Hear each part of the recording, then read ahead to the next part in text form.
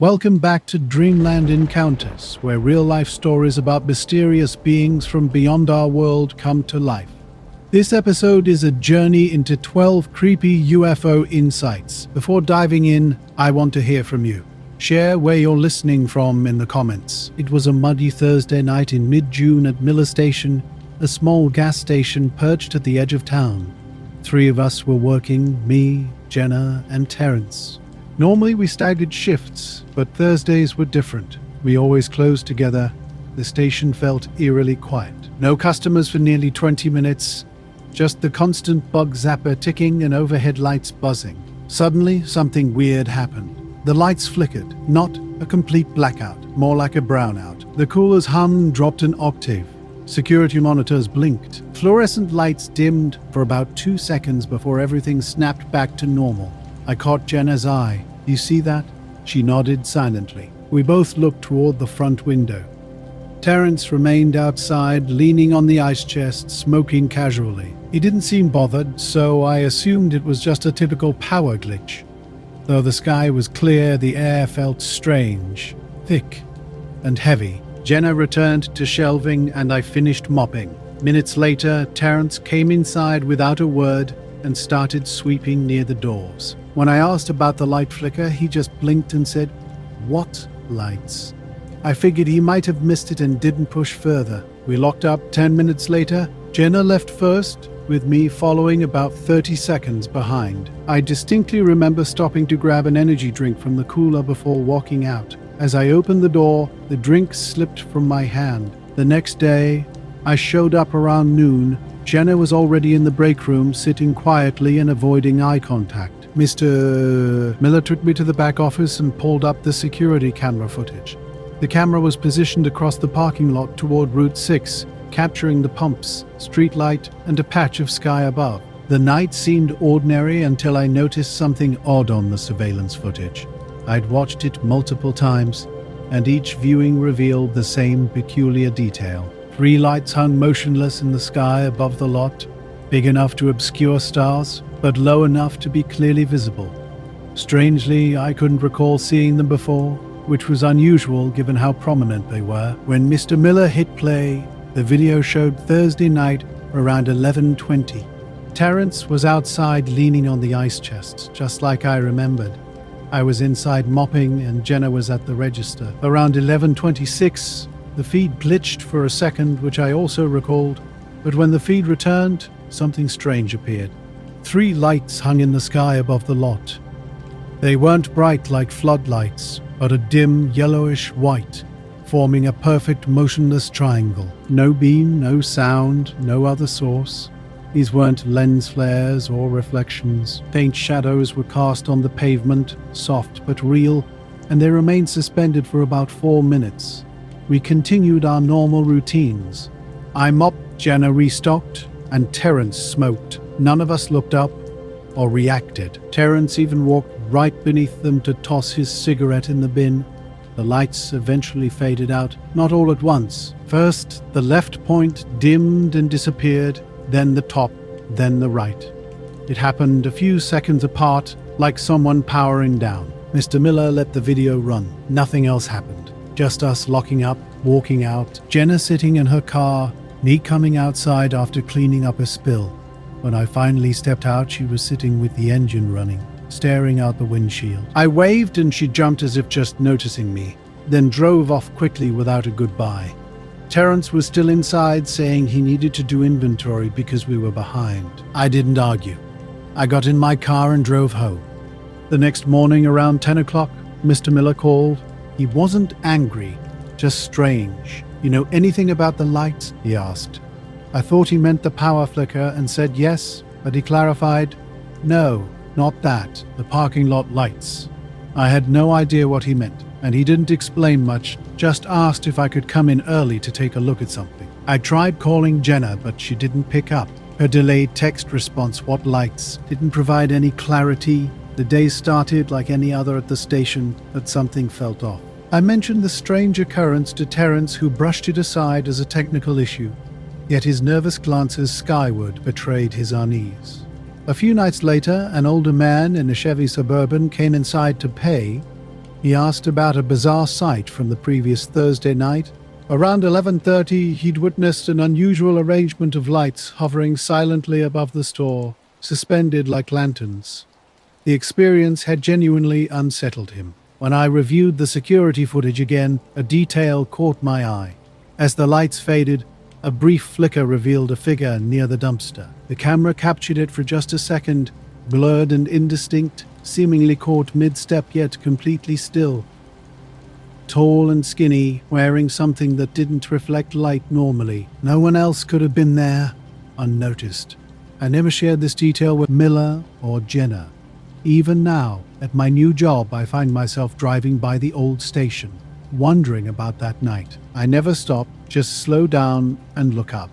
Earlier that same day, I'd left Phoenix, cutting through the empty country between Kayenta and Page. Red rock and dust stretched endlessly, nothing but scrub and sky.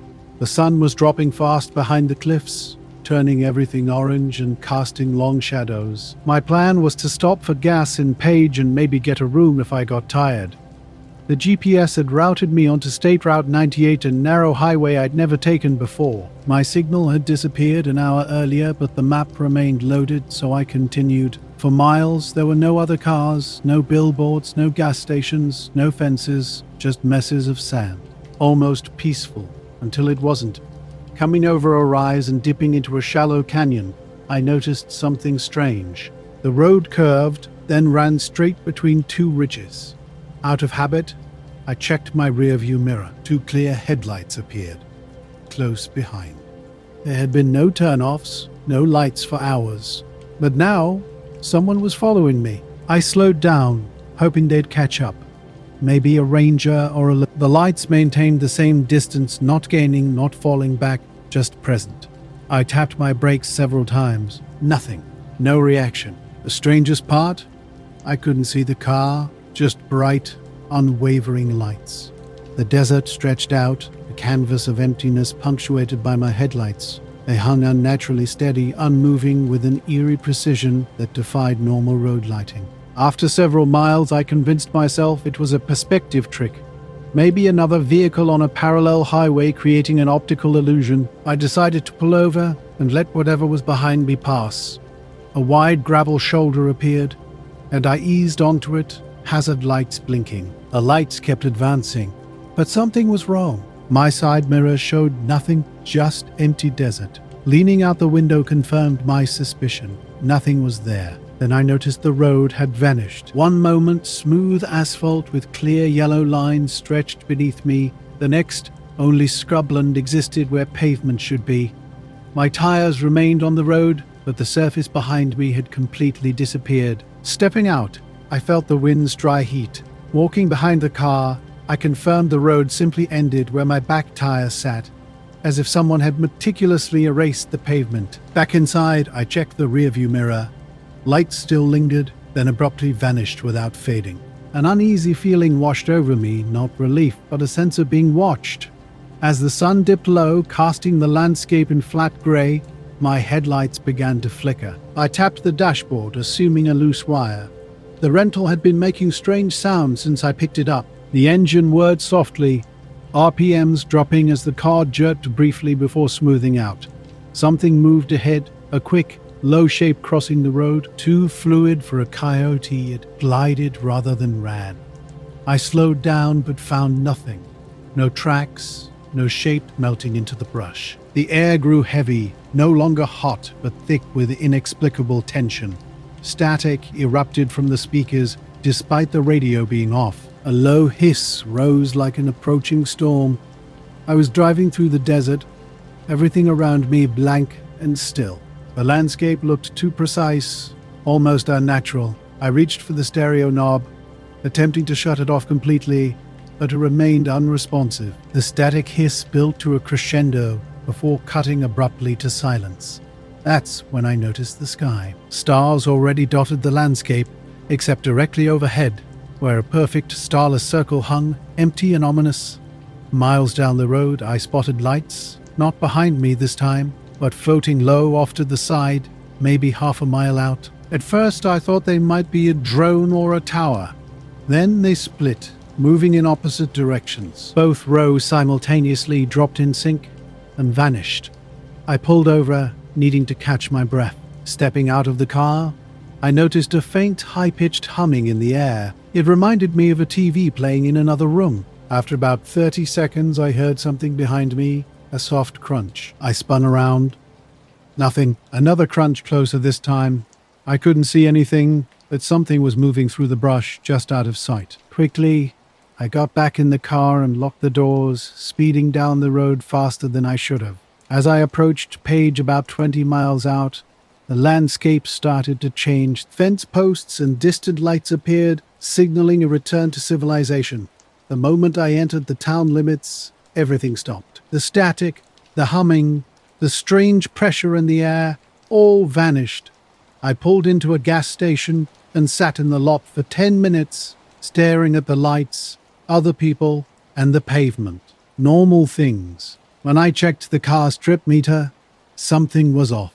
I should have driven around 130 miles that day, but the meter showed only 89. The road behind me looked completely normal. 2 lanes, yellow stripes, tire marks, but something didn't add up. Years later, I found myself sitting at my kitchen table late one night, looking over old radar logs from 1983. My last year as a radar operator at a small monitoring station near Lake Michigan's southern shore. It was typically a quiet job, tracking commercial flights and occasional storms. Most people assumed my work was boring, just watching dots on a screen during routine shifts.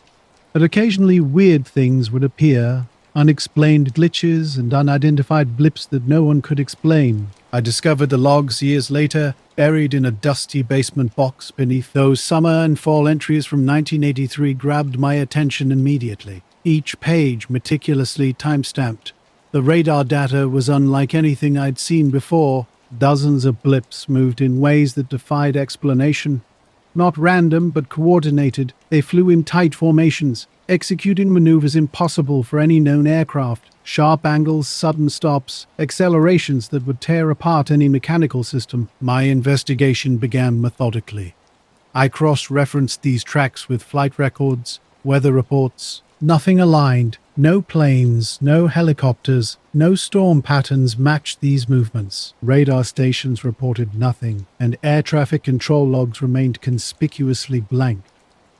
One night in late October stood out starkly. Around 9:45 p.m., unregistered blips appeared, dancing across the screen for nearly an hour. They darted in tight circles, splitting into groups that moved independently yet synchronized, reminiscent of fish underwater. Tom and I watched, exchanging worried glances. The movements were smooth yet unnatural. 90 D10s, motionless, hovering, then acceleration at speeds that would obliterate any human pilot or known mechanical system. We reported to the supervisor, expecting serious investigation. Instead, we received a routine response. File a standard report, continue normal operations. The logs were marked unidentified, no threat assessment. No. Years later, I learned others from nearby stations had witnessed similar phenomena. A collective silence surrounded these events. The military showed no apparent interest, or if they did, they kept it hidden. What truly haunted me were the tracks suggesting interaction with the lake itself. At points, blips would dive beneath the surface and reappear miles away minutes later. A concept that shattered all understanding of aircraft capabilities. That October night remains vivid in my memory. During a break, I stepped outside. The sky was pitch black, stars scattered across darkness. The lake lay silent, holding its mysterious secrets. Clear night, low humidity, barely any wind, cool but not cold, no moon visible.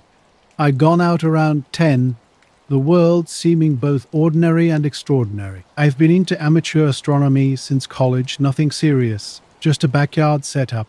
That night in 1983, I was out with my blue Gila mix, Callie, who's always hyper and has to be right in the middle of whatever I'm doing. I let her run a few laps around the yard before settling in.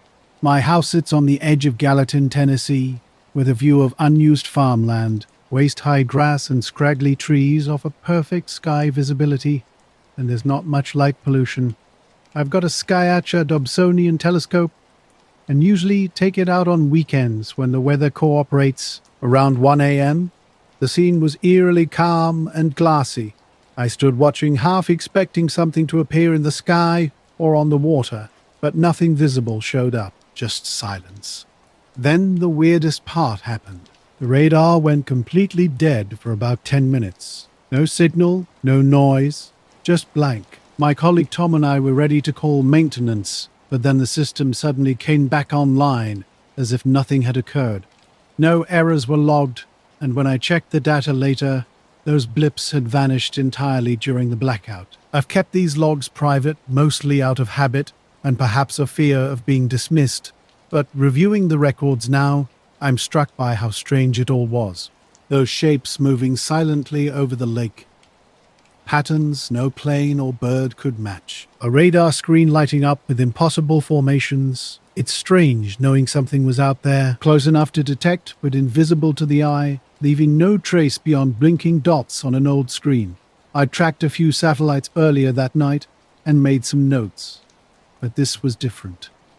I've never tried to reach out to anyone about this. It feels like something meant to stay buried in those dusty logs between routine reports and weather data. But looking at the pages now, I can't shake the feeling that whatever it wasn't just a glitch. It was real, and it was watching over Lake Michigan. I don't know what else to say. Maybe someone else will make sense of it one day. But for now, I'm just glad I'm here safe and still able to remember. I was up early that April morning, scanning the northeastern sky through my telescope, searching for the Triangulum galaxy. My fingers were cold, and my breath hung visible in the frosty air. While adjusting my focus, something unusual caught my eye. A perfectly round, dark circle appeared against the starry backdrop, not glowing or blinking, just a black dot that seemed surgically cut from the sky. Through the telescope, the object was completely flat and featureless, with no discernible texture. I double-checked everything, cleaned the eyepiece, and verified my alignment, but the object remained. It drifted slowly westward-southwest, moving about 10 deg every couple of minutes. Its altitude seemed under 10,000 feet, which struck me as odd since the ground wind was moving in the opposite direction, a light northeast breeze. When I stepped back from the telescope, I couldn't see anything with my naked eye. Through the scope, however, the object was unmistakably present. Strangely, my dog Callie chose that moment to sit beside me. She typically runs around during my stargazing, but now she was still seemingly tracking something in the sky. The black disk moved silently, completely featureless. No lights, no reflections, just a smooth, steady progression against the clear sky.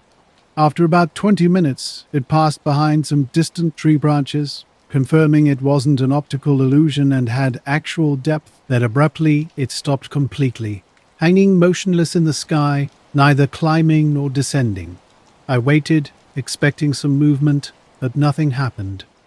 I manually adjusted my telescope to keep it in frame, and it remained stationary for about 4 minutes. My place sits about 15 miles outside Luna, Colorado, flat land with few neighbors, mostly dry grazing pasture with an old windmill pump that's been sputtering since February. I've got 18 head of cattle, mostly Hereford mixes, and 2 mules named Dot and Charlie.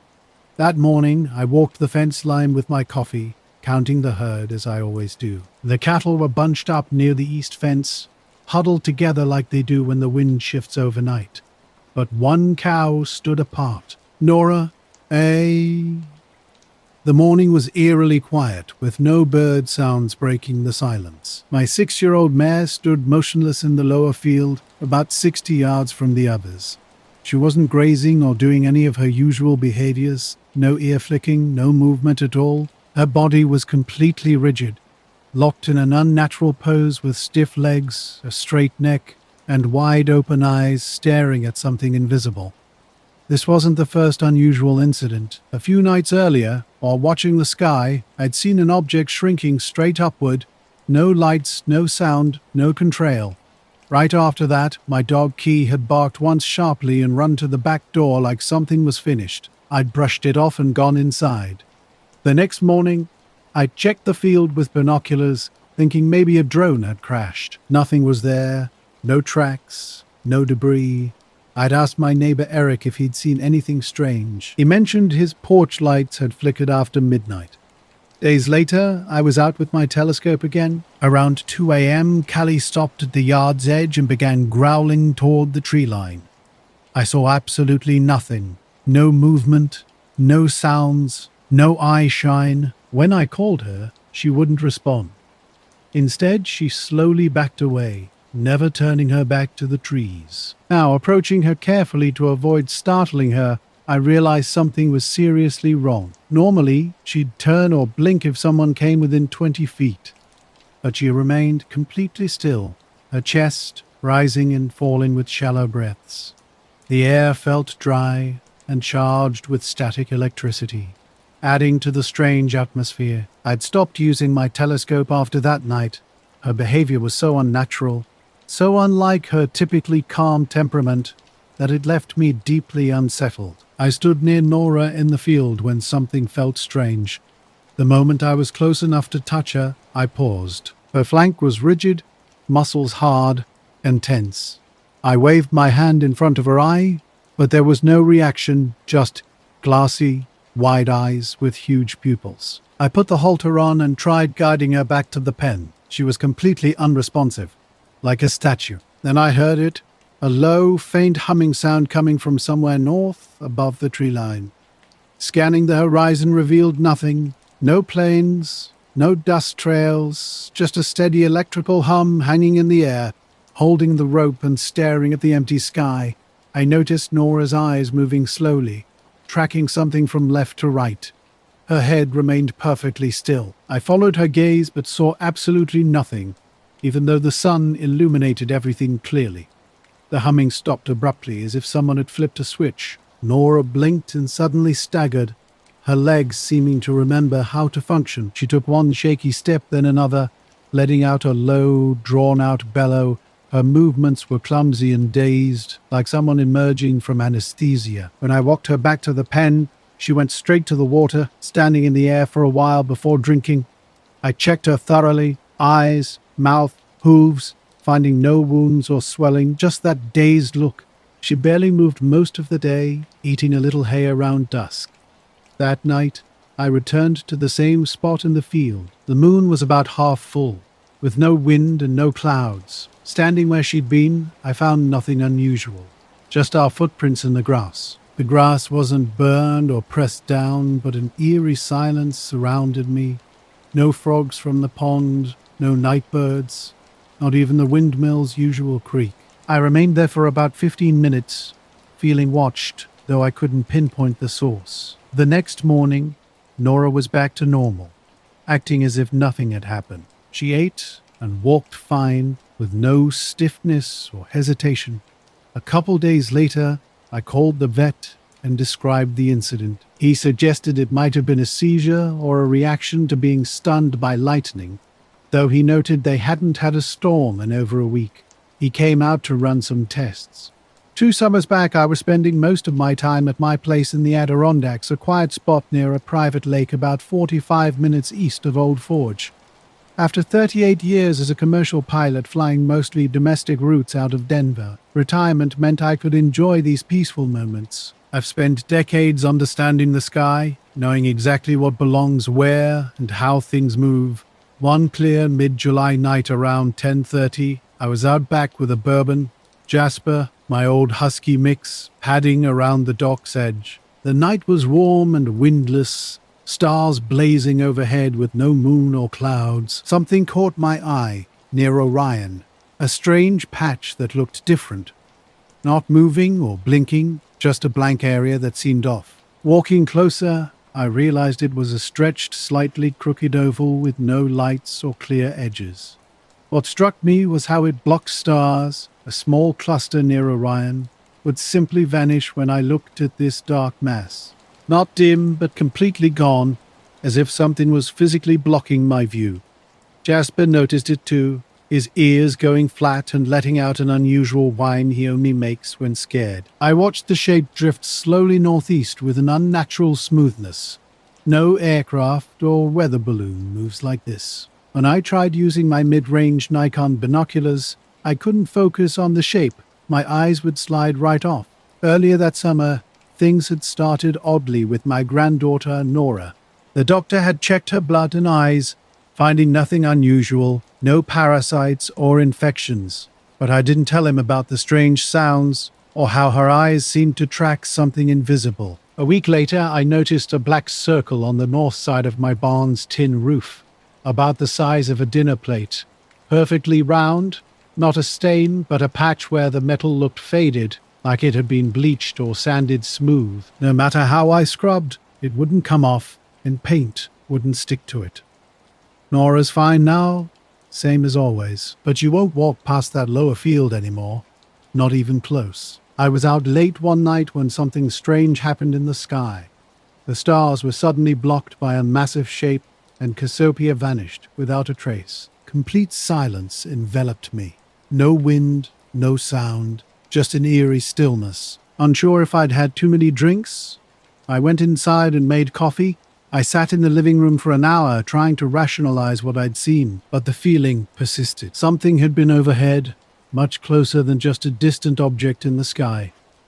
I needed another perspective, so I told Scott, a buddy who flew KT-10s. He was the kind of guy who might take me seriously.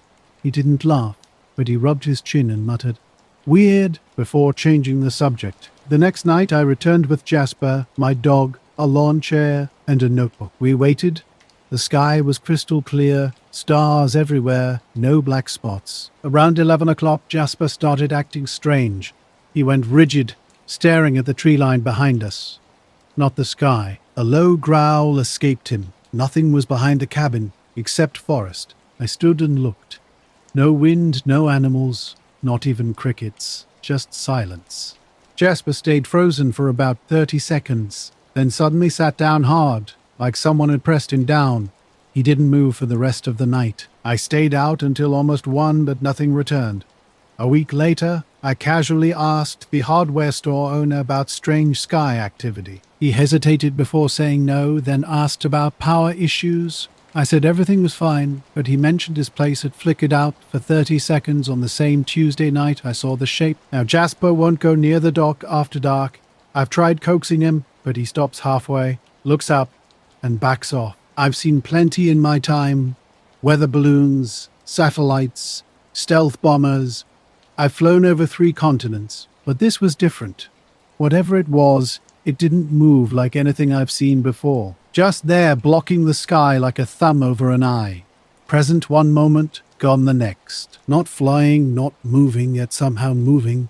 I've never experienced anything like it. Later, I set up my camera trap deep in the woods near the creek bend where deer and foxes usually roam. It was a damp, grey, late afternoon. Here's the rewritten text.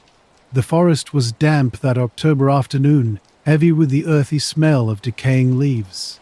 I'd been working on my wildlife photography project for months, often alone with only my border collie mix Pippa for company. She's the perfect companion, quiet and sharp-eyed, never startling the wildlife. My goal that day was capturing bucks just before dusk. I found a perfect spot.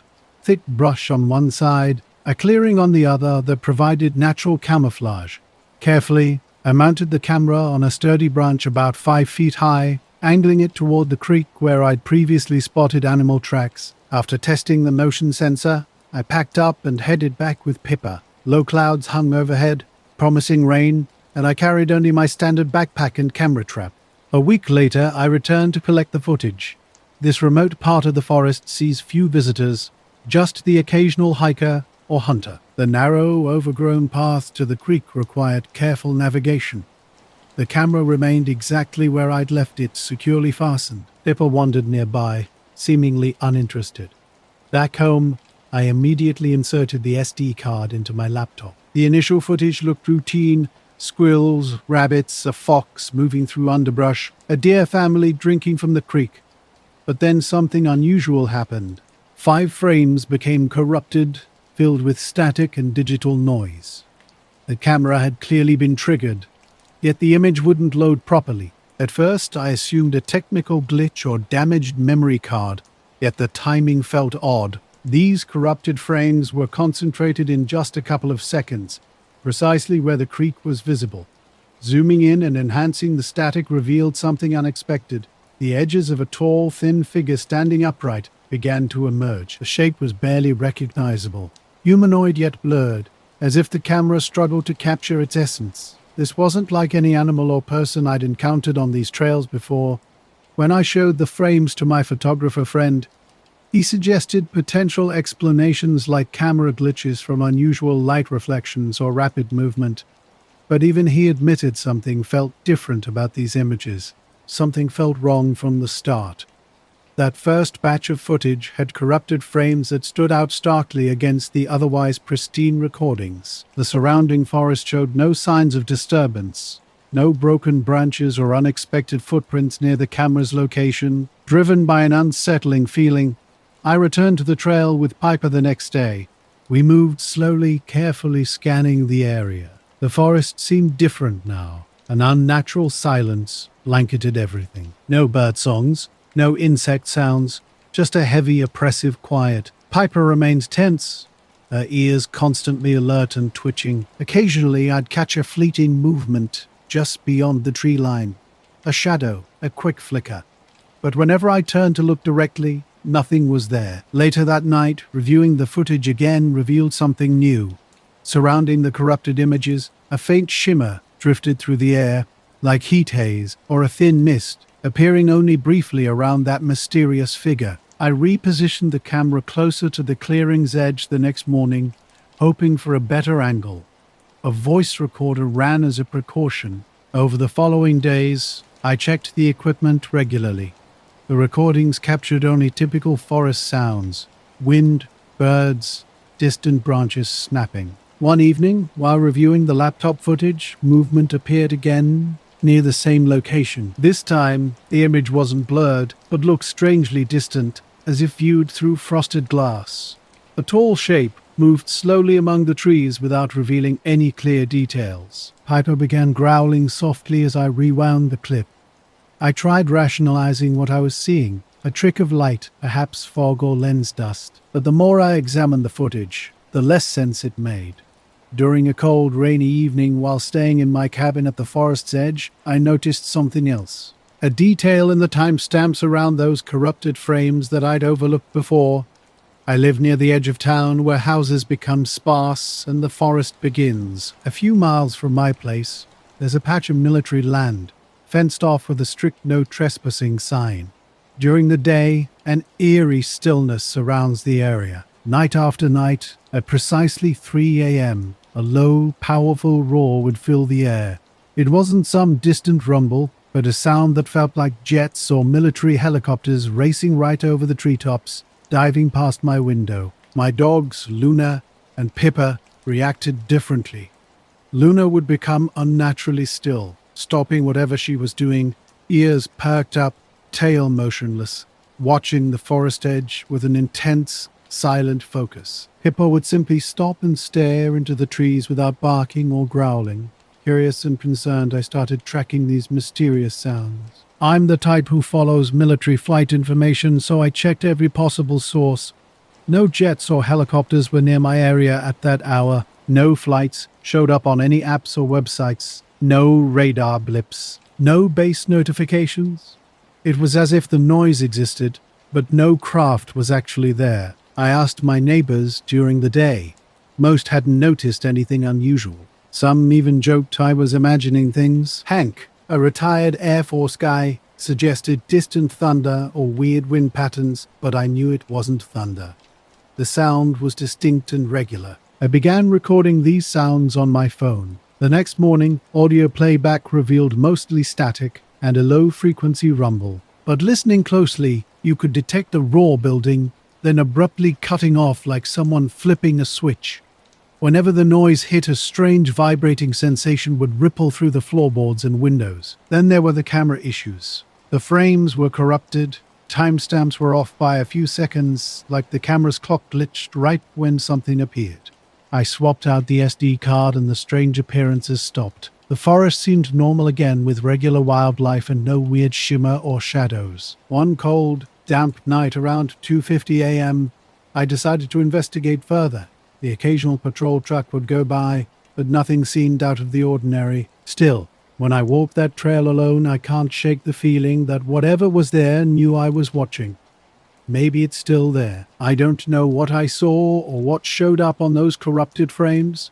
I just know the forest felt different for a while, like something was hiding in plain sight. Night after night, the roar came without explanation.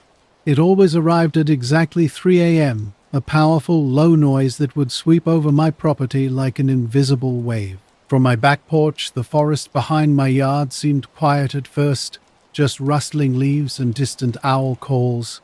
But then that sound would build, growing louder until it consumed everything. Most nights, the noise seemed to pass directly over my house.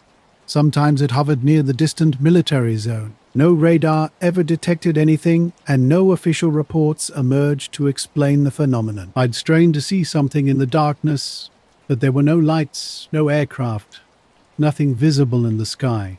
My dog Luna's behavior grew increasingly strange during these occurrences. She'd refuse to come inside when called, instead standing at the forest's edge with raised hackles softly growling. When the roar arrived, an unusual smell would accompany it, burnt rubber mixed with a metallic undertone that felt completely out of place in the wilderness. One Saturday night, while driving back from Portland along Highway 42, I spotted a hitchhiker around 1 a.m. He stood by the roadside, thumb extended, wearing a dark hoodie and jeans with a worn backpack. In the days that followed, my experiences became more disorienting. Mornings would find me feeling half-conscious, my phone showing times like 3:45 a.m., but my memory frustratingly incomplete. I'd spend entire days zoning out, trapped in a strange in-between state. Outside, I'd leave the porch light on, scanning the darkness and occasionally catching fleeting glimpses, a fast-moving shadow, a metallic flash that would vanish before I could document them. An oppressive sensation of being watched crept over me during these solitary moments. No footsteps, no visible presence, just an overwhelming feeling pressing in from the surrounding trees. The ringing in my ears reminded me of a loud concert's aftermath, a persistent echo of something I couldn't quite comprehend. As darkness settled, a strange encounter unfolded. The forest held secrets, whispering through unexplained sounds and radar anomalies. My military friend had hinted at Cold War experiments that might disrupt tracking systems, though nothing was confirmed. During one unsettling night, a familiar roar erupted, accompanied by an eerie, rhythmic hum. This wasn't a mechanical sound, but a vibration that seemed to penetrate deep beneath my skin. Luna, my dog, barked twice before freezing, her gaze locked intensely into the woods. An overwhelming fear rooted me in place, preventing any investigation. Days passed, and the sounds vanished as suddenly as they had arrived. The forest returned to its typical stillness, yet subtle oddities lingered. My clock began losing minutes, and my phone would mysteriously lag when checking the time around 3 a.m. Luna now completely avoided the forest's edge. These experiences remained my secret. I couldn't comprehend what had occurred or why it stopped. The military zone and forest stood silent, but I found myself consistently watching the clock as it approached 3 a.m., half expecting that inexplicable roar to return. My strange night took an even more bizarre turn while driving down a long, straight road. A lone figure stood motionless, facing the roadside. As I passed, he stared directly at me, not with anger or desperation, but with an unsettling fixed gaze, as if waiting for something beyond my presence. Glancing in the rearview mirror, I saw him remain completely still. Attempting to rationalize the encounter, I reminded myself that hitchhikers were common in this area. But minutes later, approximately 8 miles down the road, I saw him again. Same spot, same posture, same clothing. The road was straight with no curves, yet somehow he had returned to the exact location. Slowing down, I tried to make sense of what I was seeing. A twin? Someone who looked similar, but his unnatural stillness felt profoundly wrong. 20 minutes later, just past a curve near a small grove, he appeared once more, motionless, hoodie up, staring directly at me. By now, I was thoroughly unnerved. I wasn't typically superstitious, but this experience transcended normal explanation. How could he repeatedly appear on the roadside after I'd already passed him twice? The Trinity River winds through dense forest in northern California's Klamath Mountains, a place I know well from my solo hikes. This trip was different. Early October brought mild weather, but the days were growing shorter, nights cooler. I always avoid popular trails, and this one was no exception. Thick trees and rugged terrain meant solitude. Just me and Juno, my husky mix. Juno's lean, quiet, and smarter than me most days. She's usually calm on the trail, but always alert, her ears twitching at every small sound. We started late afternoon on the first day, planning to camp near a ridge overlooking an unseen valley. The sky was cloudy, a low grey cover that softened everything and blurred the shadows. About an hour before sunset, we stopped to rest by a small creek. Juno was sniffing around the bushes, probably tracking some small animal. Suddenly, she went completely still. This wasn't her usual alert stance. No tail wagging, no change in breathing. She just froze, ears forward, eyes fixed on the ridge above us.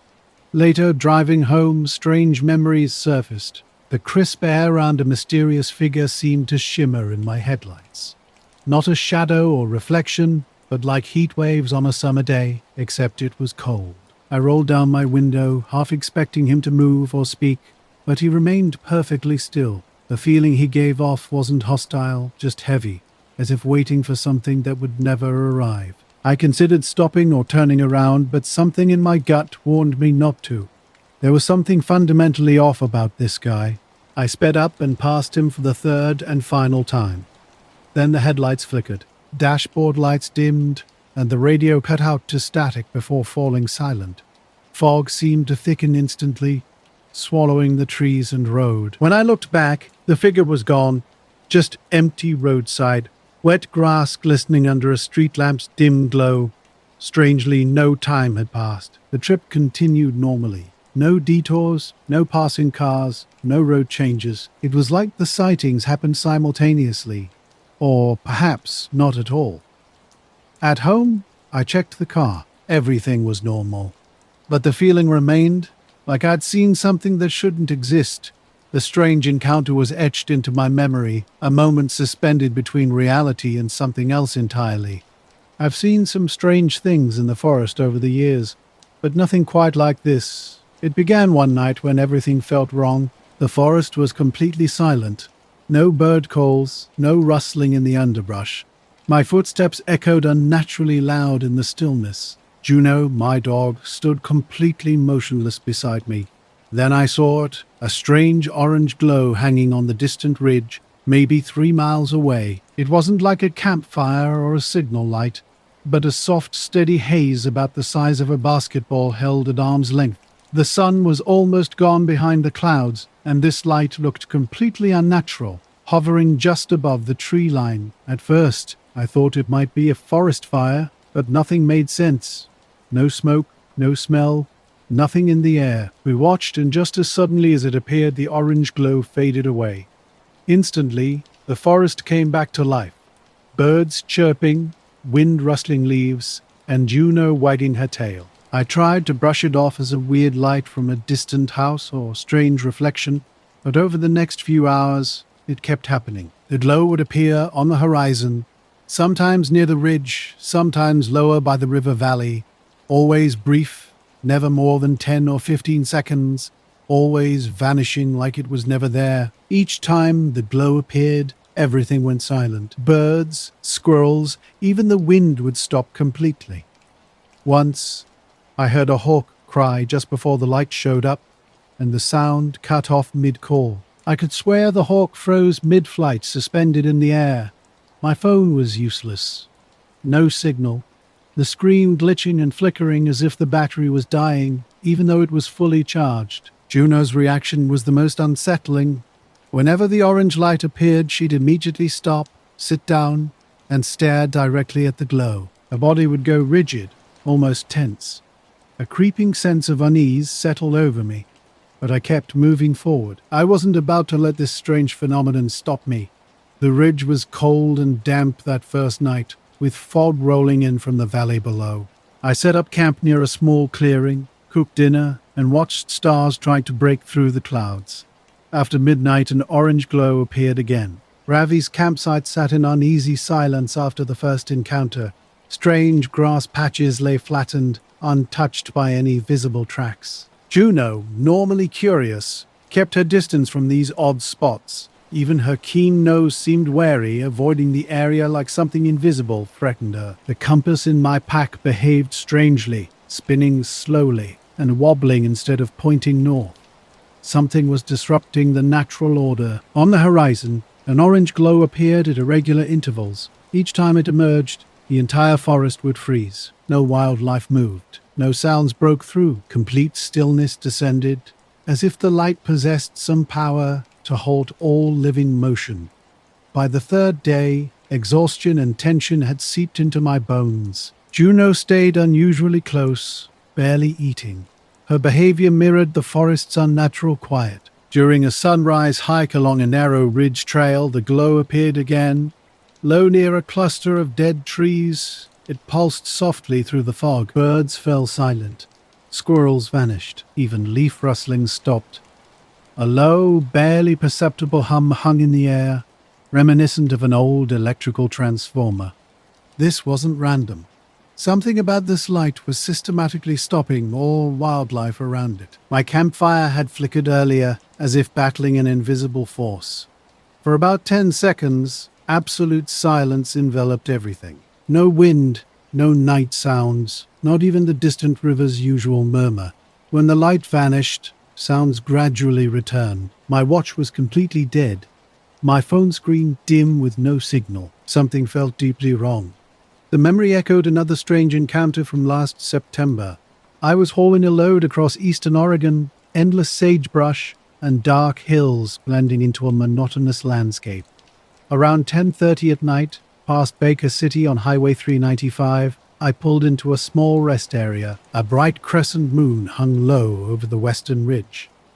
My dog Ranger, a tough black and tan shepherd mix, rode with me. We stepped out into the cool night. The area was empty except for a few parked rigs. A rhythmic glow would soon catch my attention, constant but otherworldly.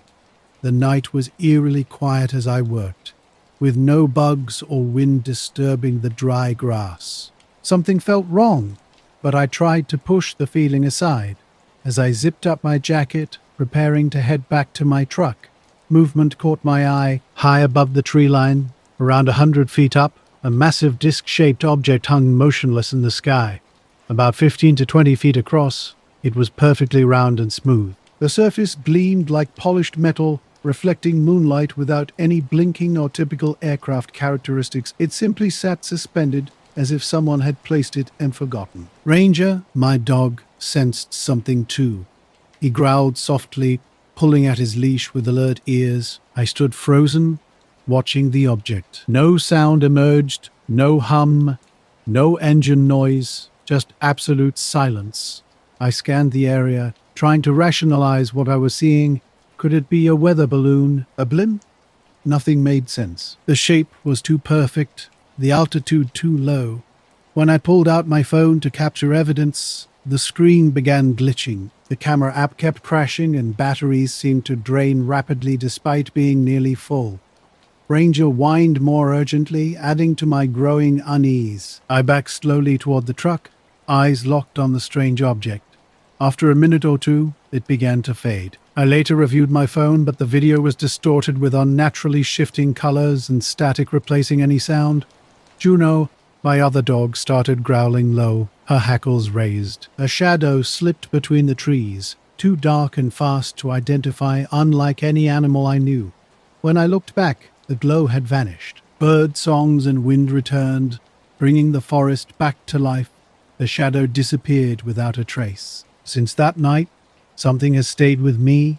The orange glow, frozen wildlife, and dead grass patches don't fit any normal explanation. I've reviewed my photos and videos repeatedly, but the light always looks strange, as if bending reality slightly. I've told hiking friends about my experience, but no one else has seen the glow or experienced the unnatural silence. Juno still stares at the horizon some nights, ears perked, seeming to remember something I can't comprehend. I don't understand what happened or why, but it left a quiet weight in me, as if the forest paused to witness something it didn't want to name, and maybe so did I. The late October night was clear, a thin crescent moon hanging low over the mountain peaks. Flying a routine cargo run out of Boise, everything seemed ordinary.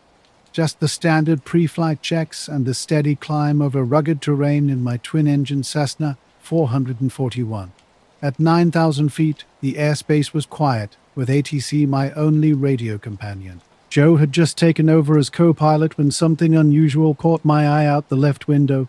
What initially seemed like distant city lights or a star cluster quickly revealed itself as something more. The shapes moved with an intentionality that defied natural explanation. Months later, I'd reflect on this moment during another strange encounter. Driving a familiar route one cold night, I stopped at a rest area that now felt different. My phone began acting strangely, GPS jumping between non-existent routes and losing signal completely. Ranger's behavior changed too, his ears pinned back, staring intently into the fog. A soft blue glow flickered between the tree trunks, barely bright enough to illuminate the area. It pulsed twice and vanished as quietly as it had appeared. My heart raced as I grabbed Ranger and quickly jumped back into the truck, not wanting to see what might happen next. Returning to the cargo flight, the encounter lasted barely 5 minutes. An unsettling feeling lingered. I called the dispatcher, hoping someone else might have reported something similar. He laughed it off, suggesting I was simply tired. As I drove later, the image of the disc replayed in my mind. It had seemed deliberate, almost like it was watching, waiting. A few nights later, I returned to the same area, now shrouded in fog, wondering what I had truly witnessed that night. Since then, I haven't returned to the rest area after dark. The disc-shaped object and weird electronic glitches remained unexplained, a mystery that continued to haunt me. The night sky suddenly felt alive with something unexplainable. 4 lights danced across the darkness in a loose diamond formation, moving with a precision that defied everything I knew about flight. They darted and zigzagged with impossible agility, nothing like the predictable patterns of standard aircraft. I quietly motioned to Joe, who squinted and adjusted his headset. We watched intently as the lights shifted erratically left and right. They remained consistently bright and uniform in size. No blinking navigation lights, just steady, intense dots hanging in the blackness. Curiosity overcame caution. I keyed the mic and contacted air traffic control. Falcon 57, do you have any traffic at R12 about 5 miles out? The response was immediate. Negative. No other traffic in your vicinity. No radar contacts except you and your co-pilot. Are you visual on the traffic? Affirmative, I reported. 4 lights moving in an unusual pattern, not responding to conventional flight rules. Roger that. No other known aircraft in the area. Joe and I exchanged a look. We were seasoned night cargo pilots, not easily unsettled. But this was different. Suddenly the lights froze midair, suspended in an impossible moment. Then, without warning, they rocketed upward straight toward the atmosphere's edge, vanishing faster than anything I'd ever witnessed. The ascent was abrupt, like someone had simply flipped a switch. Silence filled the cockpit. When I tried to contact ATC again, the radio was dead. No static, no sound, just complete silence. I checked all communication switches. Everything appeared normal. Moments later, the radio crackled back to life. Falcon 57, you there? We had a brief comms glitch. Sorry about that. Copy that, I responded. No other traffic. Negative. You're the only blip on radar in this sector. I scanned the sky, but the lights had completely disappeared. Minutes later, Joe swore he saw something else. A dark, silent shape gliding just below the cloud line, moving against the moon's faint glow. By the time I turned to look, it was gone. I've shared this story with a few close friends, but most dismiss it as fatigue or tricks of the night. Yet, I know what I saw, and I know Ranger never behaved like that before. There's something out there just beyond the tree line, and I don't think it's going away anytime soon. Walking the Coldwater Marsh perimeter was routine for me, checking traps, watching for poachers, and ensuring hiker safety. That morning, fog blanketed everything, cutting visibility down to mere feet. Luna, my energetic brindlecoat mutt, bounded alongside me, her nose exploring every puddle and root. Halfway through my second loop, something broke the morning's stillness. Massive footprints led off the trail and into the marsh grass. Kneeling, I studied them closely. Unmistakably human but enormous. Nearly a foot long and twice the size of a typical adult male's print. Luna growled softly, her attention fixed on something I couldn't see. The prints were fresh and strange. They stretched across the soggy ground, spaced evenly as if someone had walked slowly and deliberately. But bizarrely, they stopped abruptly about 15 feet into the marsh. No further disturbance, no path through the thick reeds and muck. It was like whoever made them had simply vanished. I tried photographing the evidence, but the fog rendered everything grainy and indistinct. A quick note and some blurry pictures went to the park office, initially thinking it might be a lost local fisherman, yet something felt off. The prints were far too large for anyone in the county. Later, during another flight, I encountered something equally inexplicable. 4 points of light moved in impossible zigzag patterns, defying all known flight principles. They vanished before I could fully comprehend what I was seeing. Joe witnessed it too, and air traffic control confirmed no other aircraft were present. Back at the operations center, checking official flight logs and radar tapes revealed nothing. No unknown aircraft, no radar anomalies. These weren't planes, satellites, or weather balloons. Just inexplicable moving lights performing maneuvers that challenged everything I understood about flight. Now, on clear evenings, I find myself scanning the sky, wondering, waiting, hoping, or perhaps dreading, that those mysterious lights might reappear. The marsh felt impossibly quiet, fog muffled every sound, making the landscape eerily still. My dog Luna stood rigid, staring intensely toward the water where the prints ended. I tried calling her back, but she remained motionless. A faint splash echoed about 50 yards away, but when I looked, only still water and waving grasses met my eyes. Walking back to the truck, an unsettling feeling crept over me. My boots sank into mud with each step and I kept glancing over my shoulder. Later, I told Kyle about the experience. He laughed and joked about Bigfoot taking a day trip. I chuckled, but something continued to nag at me. The next day, I returned with a small crew, but we found nothing. The marsh remained silent, its water undisturbed. That night, Luna paced by the back door, staring into darkness as if something waited just beyond the yard. I checked the security cameras. No people, no animals. Days later, I was examining the photos, zooming in, and trying to make sense of what I'd seen. Something wasn't right, and Luna seemed to sense it. I camp alone often, mostly in the sawtooths when work slows down. As a delivery driver out of Boise, I can choose my hours, so I'll sometimes take a weekday and head into the hills to escape pavement and voices. My dog Winslow, a shepherd mix, always accompanies me. He's smart and relaxed, not one to bark unless something truly matters.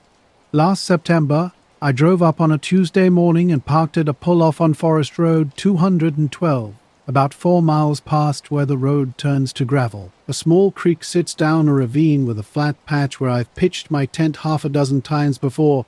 Cell signal disappears about 10 minutes past the trailhead, which is precisely why I love the spot. The night was cool and clear with no wind. I prepared freeze-dried stew in my cook pot, and Winslow and I ate by the fire. Around 10, I extinguished the flames and crawled into the tent. He curled up by the door, as usual. I remember checking my phone, 10:14 p.m., battery at 82%. The next clear memory is unzipping the tent just after sunrise. Winslow sat up, ears forward, alert but not tense. He stepped out ahead of me and stared toward the tree line as if he'd heard something. I heard nothing. As I stretched and emerged from the tent, something in the mud caught my eye. Massive footprints marked the ground, unlike anything I'd seen before. Cold water marsh always felt different, even before that morning. The print discovery began with a subtle unease. Smaller, elongated toes marked the ground, not quite human, not quite animal. Wildlife experts, and the county sheriff offered no explanations, dismissing my concerns as overactive imagination, something watched from the edges. Luna's intense barking at the window became a recurring morning. Low mist and shadowy movements beyond the trees suggested an unseen presence. I'd stopped visiting the marsh after those first strange prints, but the feeling never truly left.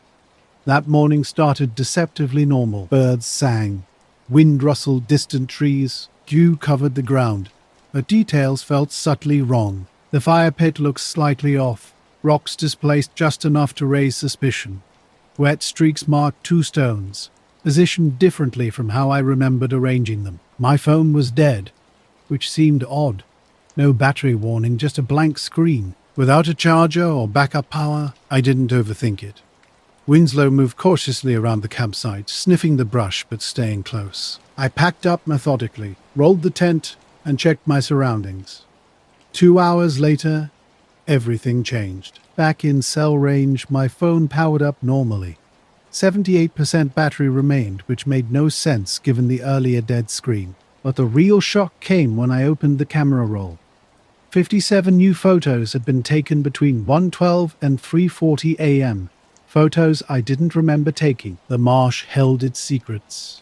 Those prints, those moments between darkness and dawn, remained unexplained. Something was there, something that wasn't human, and it was definitely still watching. The hiking trip started on a dry, clear spring day in the Bitterroot Range just north of Darby, Montana. I wanted solitude this time, unlike previous trips with my cousin. My dog Key, a scrappy mutt with big ears and a squirrel vendetta, accompanied me. About 4 miles into the trail, we paused so I could drink water and check the map. As I looked up to scan the ridgeline, Key was pawing at something in the brush. That's when I saw it. A bright glint above the tree line, lower than the clouds. Initially, I mistook it for a drone or a plane banking in the sun, but it remained perfectly still.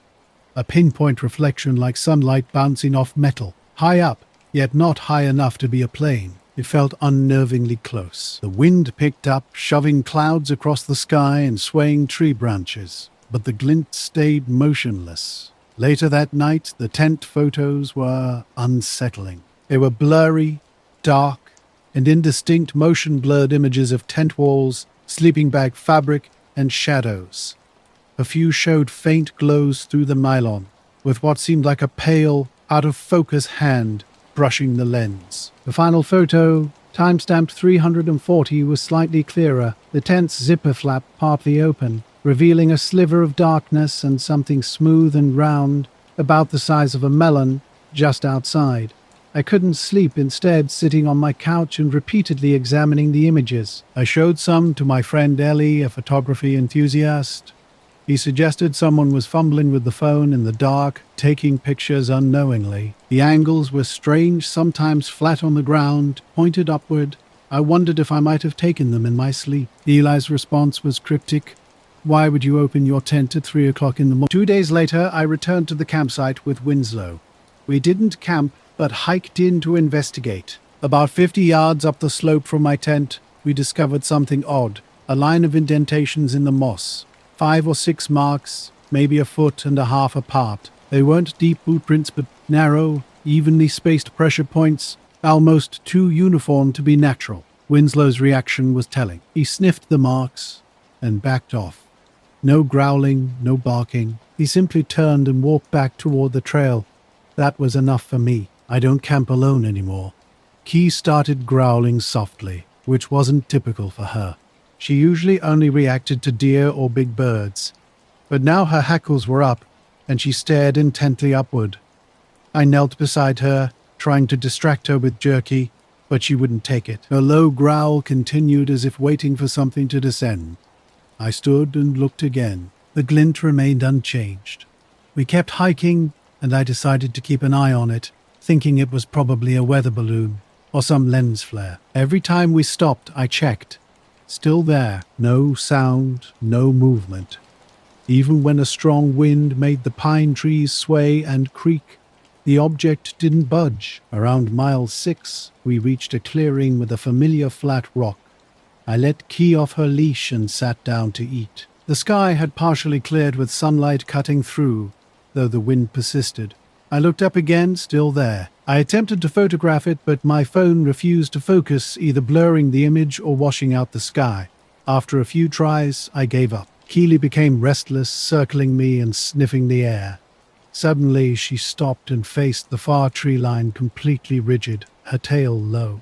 I called her, but she didn't respond. Then the wind died abruptly as if switched off. An unnatural silence descended. No birds, no branches, not even the buzz of flies. I walked toward Key slowly, and without warning, she bolted into the trees.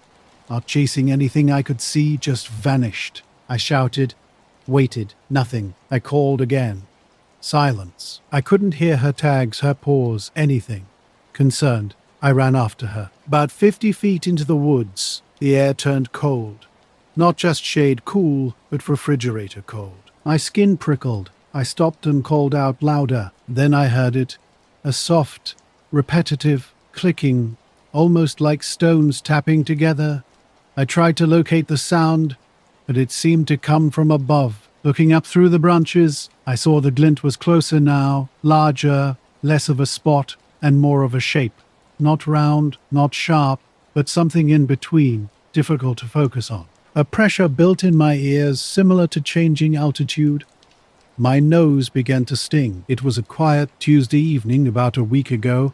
The sky was that grayish blue you get right after sunset, clear but not completely dark, with a slight chill in the air. We were on a trail I knew well, everything seeming normal, until suddenly it wasn't. The wind stopped dead silent. I turned and walked quickly toward the exit. I burst from the woods into the clearing, calling for Keely the entire time. As soon as I broke through the tree line, the wind whipped back to life, branches swaying wildly and sound rushing in. There she stood, exactly where she'd bolted, frozen, ears pinned back, legs trembling. I moved closer to her. No response. She didn't bark, didn't move, just stood petrified. Her collar was missing. I clipped a spare leash from my pack onto her harness and immediately started back down the trail, focused solely on reaching the car. No brakes, no food, not even a moment to drink. Something was tracking us.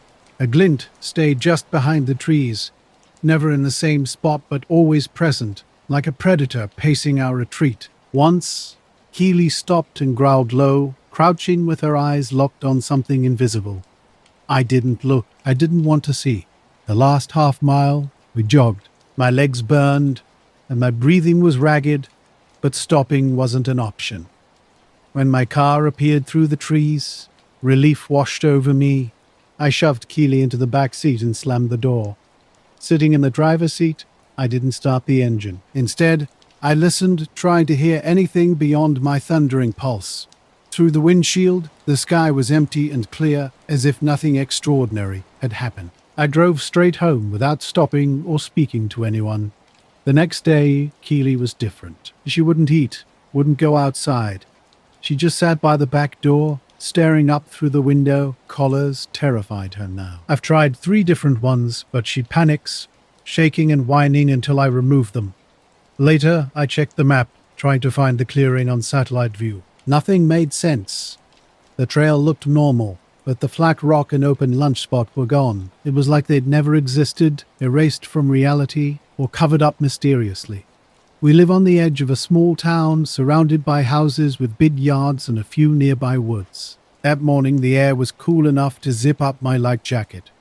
Ollie, my lanky black lab, was doing what he always does, dragging me down the sidewalk, sniffing everything and pulling toward the park.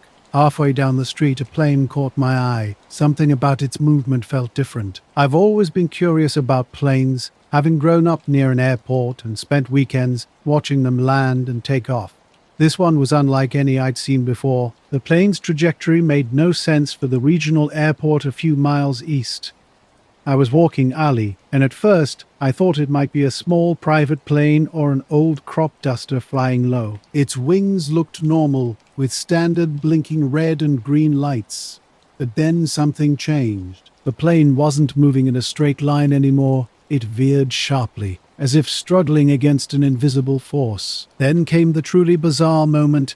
The plane suddenly pointed straight up, rotating its nose towards the sky and shooting upward with incredible speed. I blinked, trying to comprehend what I was seeing. Was I imagining this? No, it was real. The most unnerving part was the complete silence. Normally, even a small plane climbing quickly would generate engine noise, especially when close enough to see its flashing lights. But this was different, absolutely silent. The plane accelerated vertically so fast that it vanished in seconds. Not just out of view, but completely gone. No contrail, no exhaust, no light trail, nothing. Ollie seemed to sense something too, tugging at the leash and looking uneasy. Later that night, I checked my phone at 7:14 p.m., but didn't mention the incident to anyone. It seemed too bizarre, like I was imagining things. When I told my friend Marco, who knows about aviation, he was skeptical. He suggested it might have been a drone, but I knew it wasn't. The lights, movement, and size were unlike any drone I'd seen. For days afterward, I scanned the sky, hoping for another glimpse. Nothing appeared. I investigated flight schedules and tracking apps, but nothing matched my description. No planes had been in the area at that time. Ollie's behavior changed dramatically. Previously calm during walks, he started acting strange. He'd stop and stare intensely into empty spaces, trees and fields, sometimes for long periods. The quiet was eerie, broken only by his constant looking back at where the plane had vanished. My terrier mix Leah was acting strange that morning. She stood motionless in the backyard, tail tucked, softly growling while staring at the grey, empty sky for 5 solid minutes. When I took a photo, something felt off. Later that day, I found a new dent on my car's roof. Small, but definitely recent. I'm usually careful parking, and no one else could have accessed the yard. No branches or overhead objects could explain the damage. These odd events seemed connected, though I couldn't explain why. A few nights later, a faint buzzing sound interrupted the night. Not like an insect, but more similar to a distant generator humming outside my bedroom. After a few minutes, it stopped abruptly. When I looked out, everything appeared normal and dark. Suddenly, I was in my old Honda, parked on the shoulder of a 2-lane road. My last clear memory was turning off the TV around midnight, after watching a crime documentary. Now, the clock showed 3:17 a.m., and I was blinking in the dim light, my head throbbing slightly. Something had been trying to catch my attention, but wasn't revealing what or why. The way that plane moved and disappeared kept replaying in my mind, defying everything I knew about physics. Leah was curled up on the floor behind the seats, snoring softly. Her ears twitched as I moved, and when I reached back to scratch them, she looked up, tired but calm. I tried to piece together how I'd ended up here. Maybe I'd driven intentionally and forgotten? No, that didn't make sense. I'm careful with driving, especially at night, and there wasn't anything around for miles, except this stretch of road surrounded by dense woods. Sparse street lights flickered and trees pressed in close, their dark shapes moving with the weak glow of distant headlights. The engine was off, keys in the ignition, with no recollection of starting the car or why I was here. I fumbled for my phone on the passenger seat. The screen lit up, but the battery was at 3%. No missed calls, no messages. The last app open was a podcast I'd been listening to while trying to fall asleep. Outside, the air smelled damp, like rain had just stopped or was about to start. Small moisture streaks marked the windshield. I rolled down the window, and cold night air hit my face, sharp and fresh. The road was empty. I hadn't told anyone official about any of this, not wanting to be laughed at or seek answers. I walk Ollie every evening, my eyes drifting skyward. The landscape feels different now. Planes and stars no longer seem ordinary. Something's changed, even if I can't quite explain what. Earlier that night, the road stretched out empty in both directions. Dark trees lined the horizon, and not a single car had passed in ages. Leah and I stepped out of the vehicle, gravel crunching beneath our feet. The silence felt heavy, almost suffocating. A faint light flickered between the trees, maybe a quarter-mile down the road. This wasn't like any campfire I'd seen before. Cold and pale, almost bluish. It remained fixed like a spotlight deep in the woods. My skin started to prickle. When I called softly to Leah, she sat down, her eyes urging caution. The car's engine was dead, my phone dying, but curiosity pulled me forward. Maybe someone needed help? A stranded hiker, perhaps? Boots crunching, I moved toward the trees. A light cast long shadows, illuminating lower branches. The air grew cooler. A strange buzzing filled the space, not mechanical, not insect-like, but deeper and more constant. At the tree line, I peered into dense woods. Darkness swallowed the light instantly. No movement. "Hello," I called quietly. Silence answered. The road now seemed impossibly distant. The car, a tiny speck. Trees leaned inward, creating a tunnel-like sensation. The buzzing intensified, seemingly coming from everywhere simultaneously. As I considered turning back, a soft crunching sound, like footsteps on dead leaves, froze me. Heart racing, I spun around. Only trees and shadows greeted me. Leah barked sharply, a low growl rumbling underneath. Her tail dropped, fur bristling as she moved closer. Something was definitely not right. We were camping near Spruce Ridge, just me, Dana, and Lupin. Our mixed-breed dog, part cattle dog, and possibly husky, always joins our trips. It was mid-September when leaves start changing and nights carry that sharp, cold edge. We'd taken the trail off Forest Road 18, hiking in about a mile.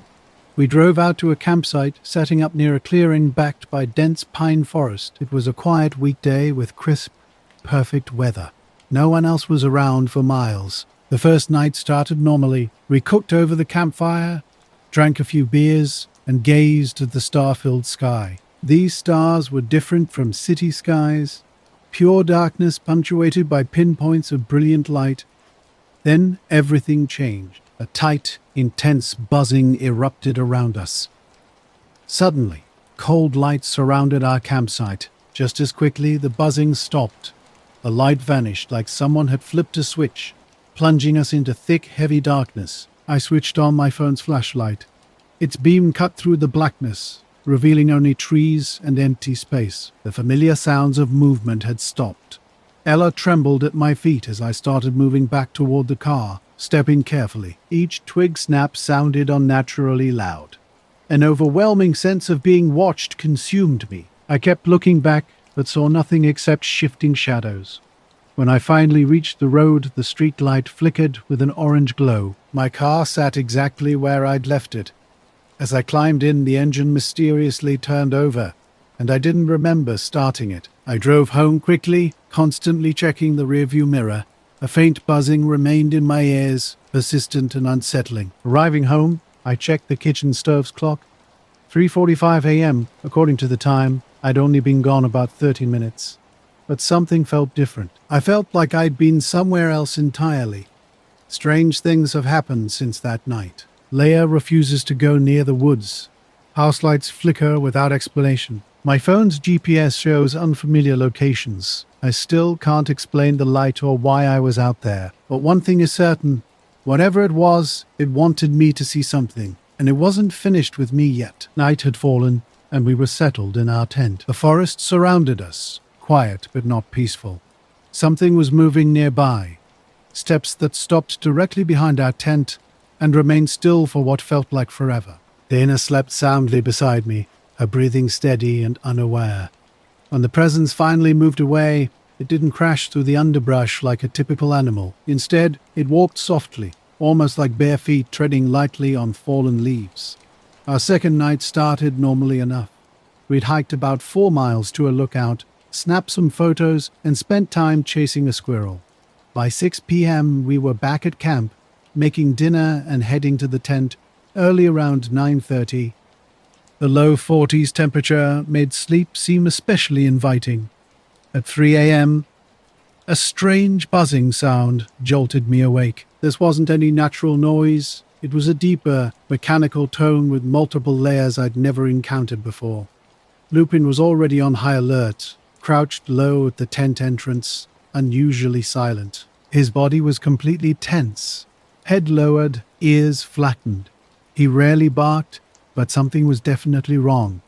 As Dana stirred behind me, I slowly unzipped the tent. The buzzing intensified, seeming to come from beyond our clearing near the trail we'd used earlier.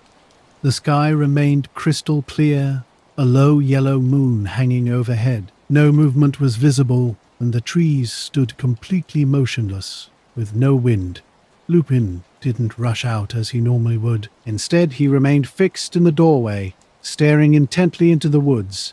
Then I noticed something strange about our car. We'd parked it 20 yards from the tent, facing the woods as always. But now, it was turned completely around, 180 degrees, with its back bumper facing the trees and headlights pointing down our entry trail. Strangely, there were no tire tracks, no disturbed ground, just the same packed dry earth. Our old Subaru Outback weighed over 3,000 pounds. I couldn't comprehend how it could have been moved without waking us. The ground looked untouched, and I even checked the pine needles. They weren't scattered or brushed aside as they would be if someone had maneuvered a vehicle.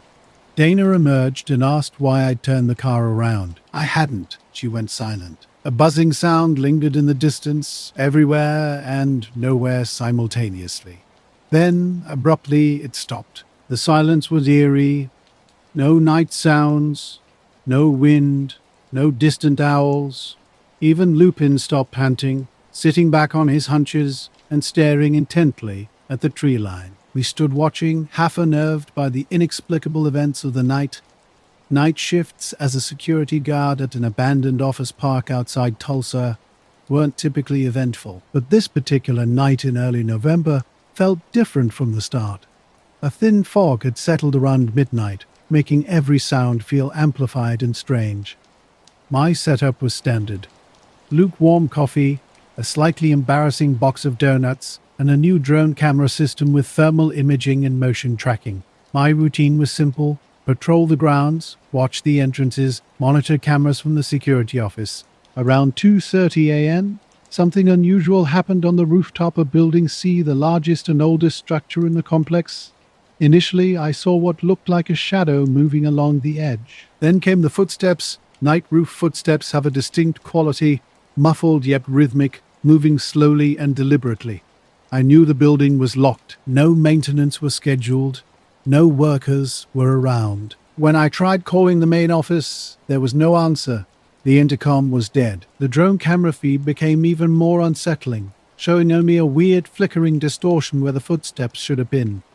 It was like the air itself was glitching, shifting with each step, but no actual figure ever appeared. I decided to investigate, grabbing my flashlight and heading outside. The parking lot was empty except for a few old cars. This strange experience wasn't my first encounter with the unexplained. Just weeks earlier, during a camping trip with Dana and our dog Lupin, we'd had an equally bizarre night. We were expecting something to emerge from the woods, but nothing did. Eventually, we retreated to the tent from the cold. I stayed awake, listening. Around 5 a.m., I thought I heard a sharp crack, like a distant branch snapping, then silence. At first light, we packed up.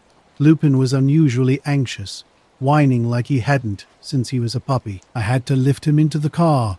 The ignition worked fine, with no warning lights or dead battery. The dash clock was 5 minutes slow, though that could have been from the cold. We drove out in silence, only speaking once we hit the pavement. Back home, I thoroughly checked the car. No damage, no scratches, no bent parts, no oil leaks. The tires looked untouched, not even a speck of dust displaced. We haven't returned to that spot. Dana never mentions it, and Lupin now rides in the back seat, refusing to go near the hatchback. The early October air in the Mark Twain National Forest hung crisp and cool. Our breath formed small clouds with each exhale as Jesse and I set out in the late afternoon.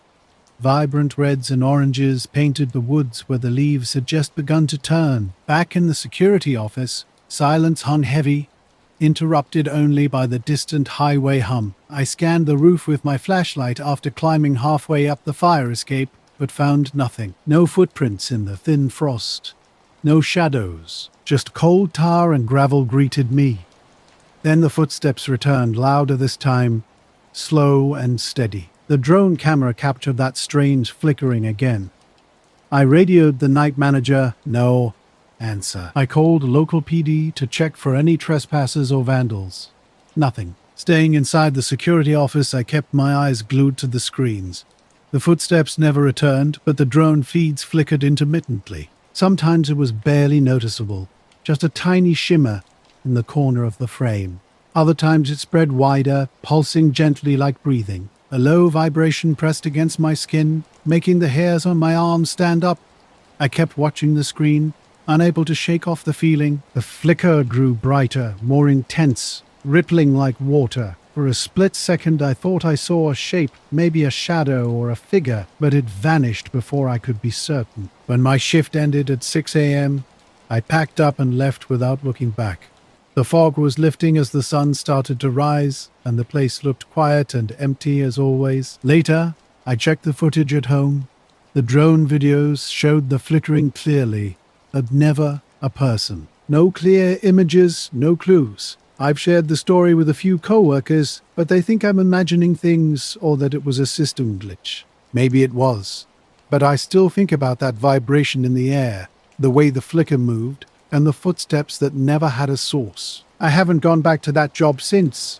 Sometimes when it's quiet and I catch a glimpse of static on my TV or computer screen, I wonder if whatever was up there is still watching just beyond the edges of what we can see. Jesse and I were out hiking a less traveled trail, far from the usual tourist spots. Ollie, Jesse's lanky mutt with ears always flopped over one eye, bounded around us excitedly. The quiet emptiness felt perfect. Just occasional bird calls, Ollie sniffing the ground and leaves crunching underfoot. No cell service out here, which we both appreciated. About an hour into our hike, we stopped in a small clearing to catch our breath. That's when Jesse noticed something unusual deep in the northeast forest. Strange lights caught our attention. At first I thought they might be a campfire, but these weren't normal flames. 5 lights hung low, either just above the ground or on tree trunks, arranged in a gentle curve. What made them remarkable was how they shifted colors.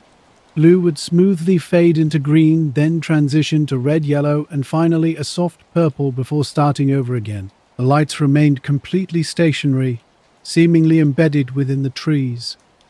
As twilight deepened, they stood out sharply against the darkening forest. Ollie went completely still, staring with a stiff tail and a barely audible growl. "That's got to be a prank," Jesse whispered. "Someone messing with LED lights." I initially agreed, but something felt off. The color transitions were too smooth, programmed yet natural. No sounds accompanied the lights. No rustling, no voices, nothing suggesting human intervention. We watched for several minutes as the colors cycled steadily, calm and deliberate. My flashlight beam barely penetrated the thick trees, and the lights remained unchanged. I suggested it might be some weird wildlife phenomenon, bioluminescent fungus or insects. Jesse wasn't buying it. No fungus glows like that, and bugs don't line up so perfectly. The absolute silence around those lights was the strangest part. No crickets, no owls, no wind in the leaves. We followed Ollie as he darted through low branches. After barking sharply, Jesse called out, but the dog didn't listen. The forest around us changed as we moved closer to the strange lights, which continued to glow softly and shift colors in a mesmerizing, inexplicable pattern. We were hiking through an unfamiliar part of the forest, and something felt wrong from the start. The trees looked different, their bark smooth and strange, nothing like the rough oak and hickory we knew. Jesse swept his flashlight across a cluster of lights, and that's when things got weird. The beam passed right through them, not reflecting or hitting anything solid. These weren't normal lanterns or glow sticks. This was something entirely different.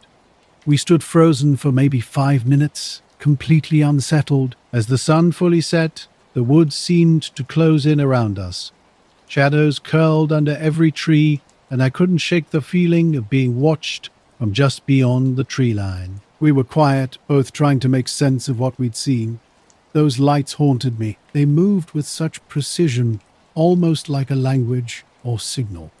But a signal to what? We brainstormed rational explanations. A secret research project, an elaborate prank, some unknown bioluminescent organism. Nothing fit. A few nights later, I returned alone. Just dark trees and silence. Jesse and I haven't been back since. Even Ollie avoids the forest now, pulling away from the tree line whenever we get close. Sometimes I look at the stars, wondering about those lights. They weren't in the sky, and they definitely weren't normal. But the most unsettling part wasn't the lights themselves, it was the profound silence. The sense that the forest was holding on to a secret it wasn't ready to reveal. The overnight shift at WNLR wasn't exactly glamorous. Located in a weathered downtown building on the Oregon coast, the studio was a small, cramped room with peeling paint and a view of harbor lights struggling through the fog. My name's Daniel, but everyone calls me Dan.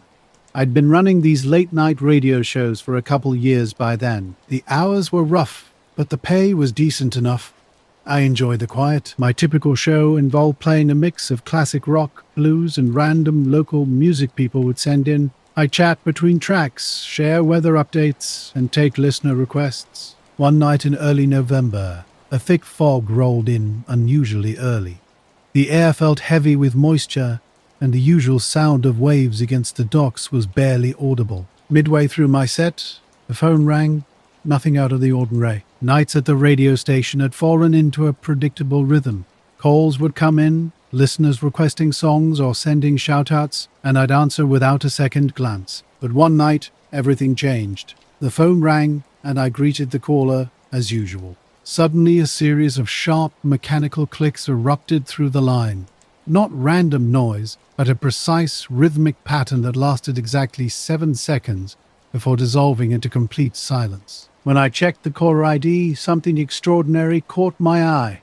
An unlisted number showing a location of Pacific Ocean.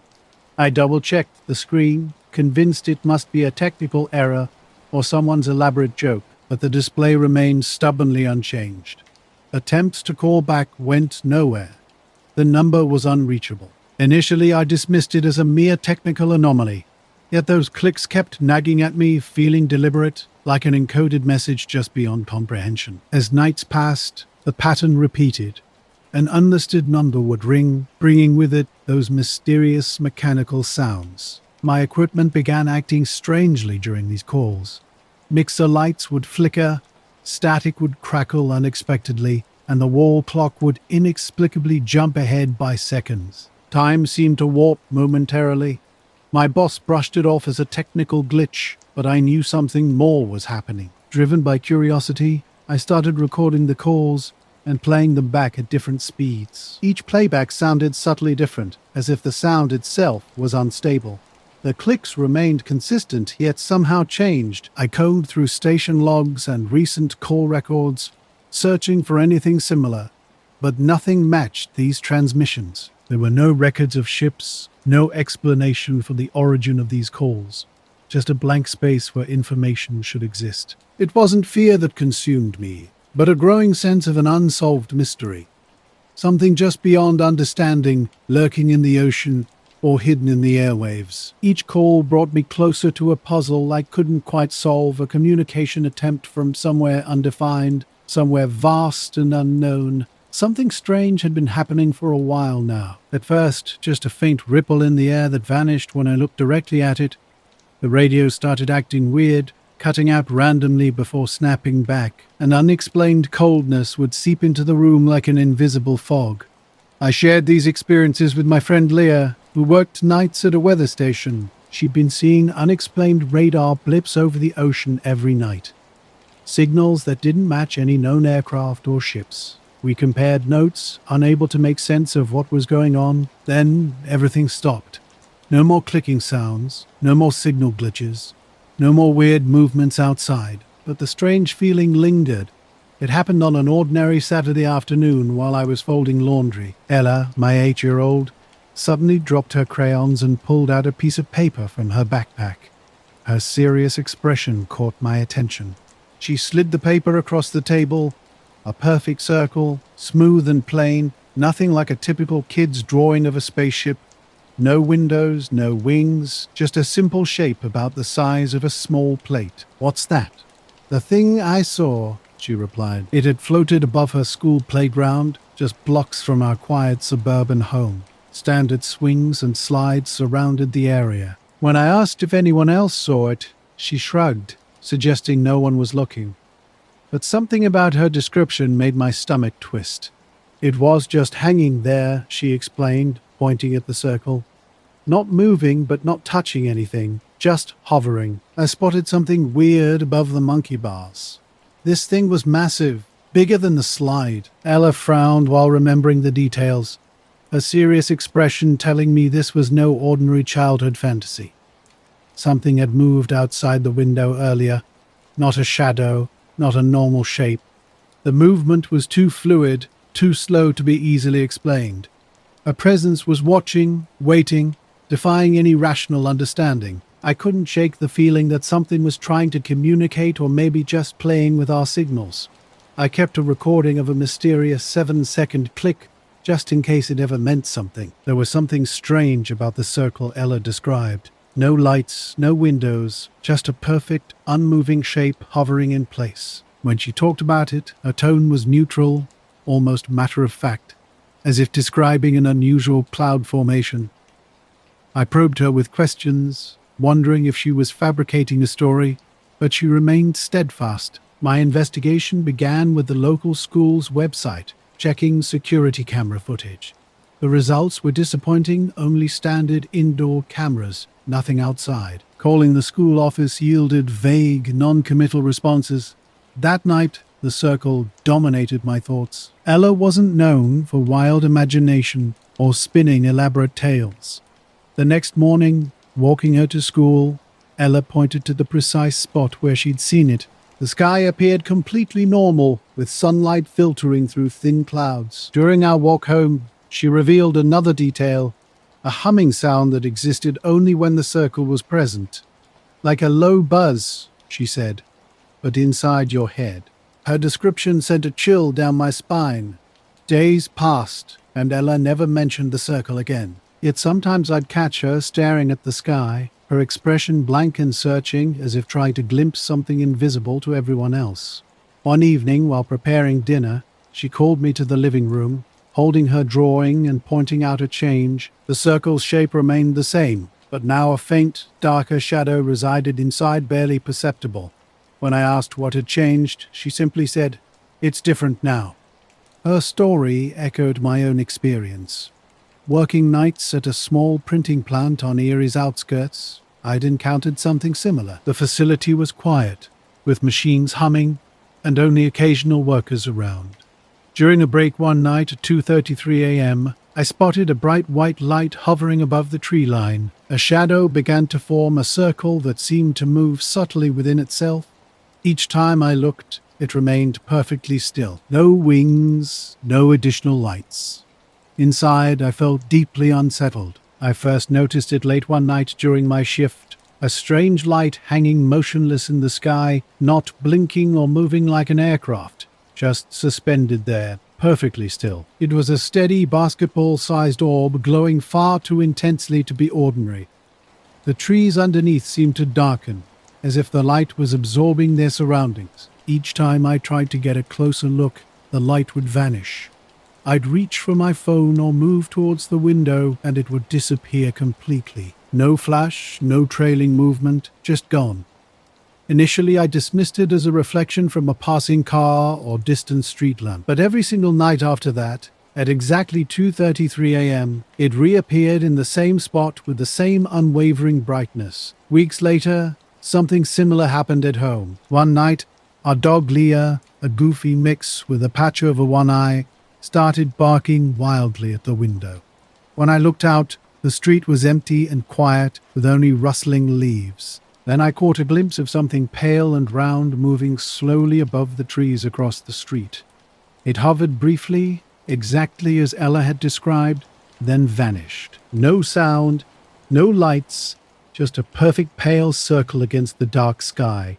Afterward, Ella began drawing the circle daily. She never added details beyond the shadow, sometimes tracing its edges, making it larger or smaller, as if trying to understand its mechanics.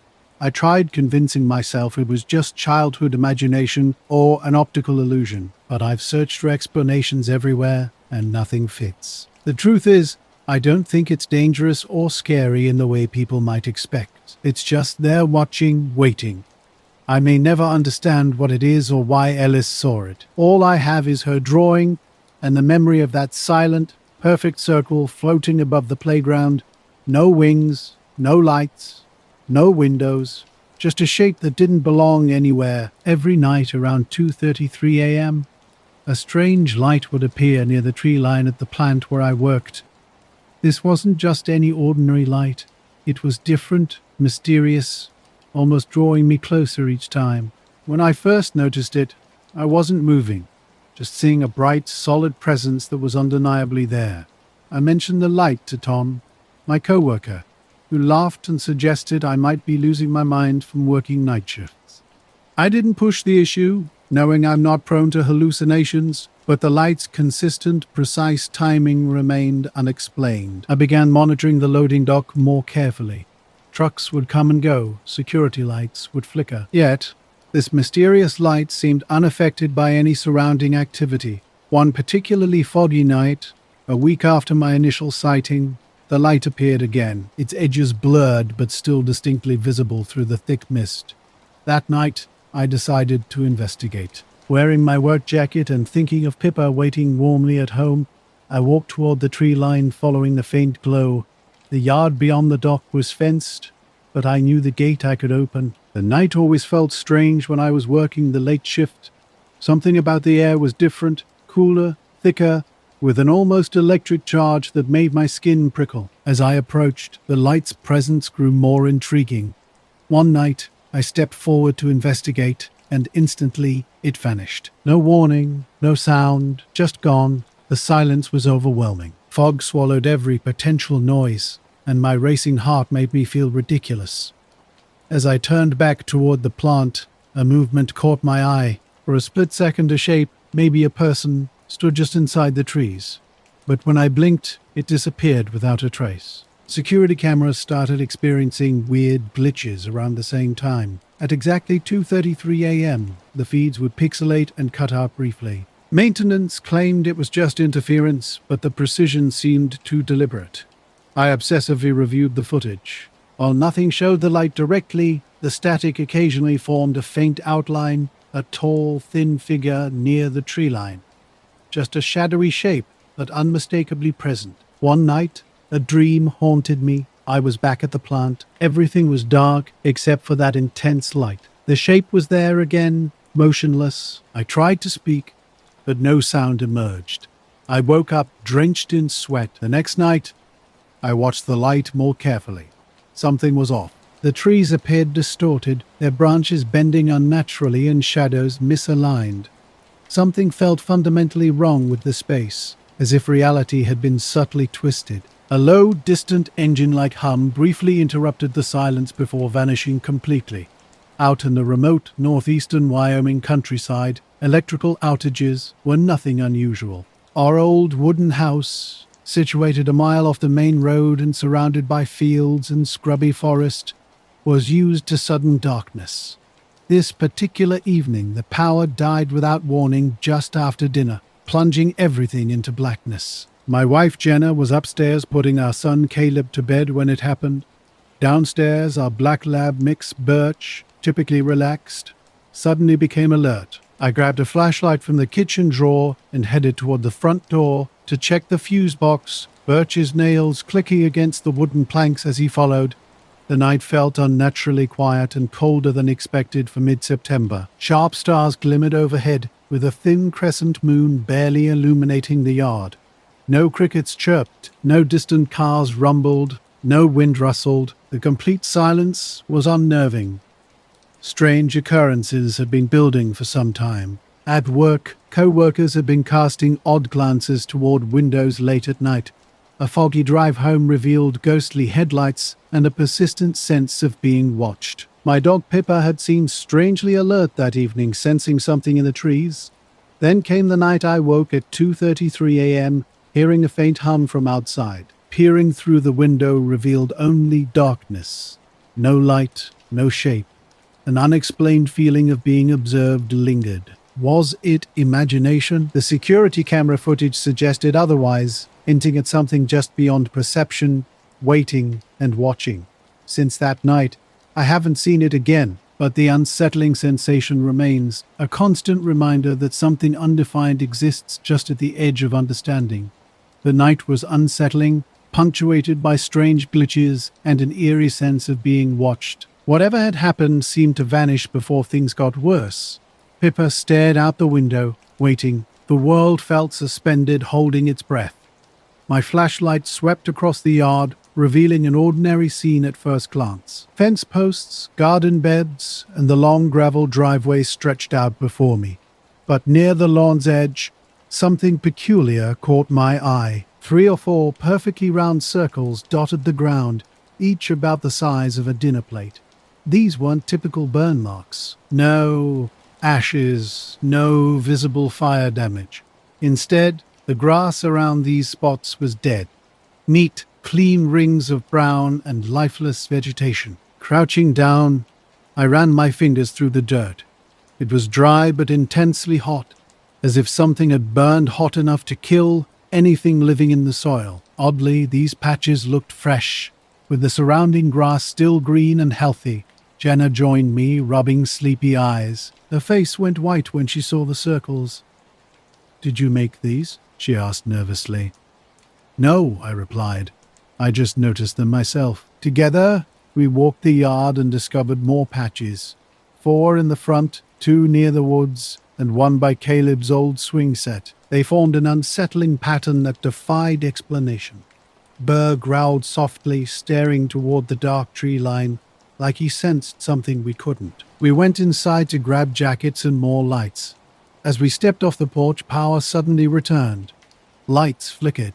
The fridge hummed back to life. The outage seemed to have lasted only minutes, though we knew differently. Caleb was awake now, looking confused. His next question stopped us cold. "Are the circle people back?" He pointed toward the window. "They come at night," he said. "Mama says they make the circles." Jenna and I exchanged a silent look. That night, I couldn't sleep. Birch paced downstairs, scratching at the back door. When I finally opened it, the yard looked completely normal under the porch light. No new scorch marks anywhere. The next morning, I went out with a shovel and camera, determined to document these mysterious patches before they disappeared. The story began last October on Clearview Lake, a quiet spot in northern Minnesota with just a few cabins scattered around dense woods. I knew this lake from childhood, and that morning I was out early, rowing my old aluminum boat. The water was glassy and calm, thick fog rolling in and sticking close to the surface. Everything felt muted, like being in a dream. I don't know how to explain this right, but I'm going to tell it like it happened because I'm still not sure what to make of it. Days passed, and strange patches kept appearing, each one seeming to creep closer to the house. Something was definitely not right. My notebook was filling up with locations and dates, each entry more unsettling than the last. Scorched earth markings were getting closer, and I was keeping careful track. One morning, I discovered a perfect circle right on the porch, where I'd been sitting the previous night. Under the porch light, the dirt looked different, almost like it was being absorbed or pushed away.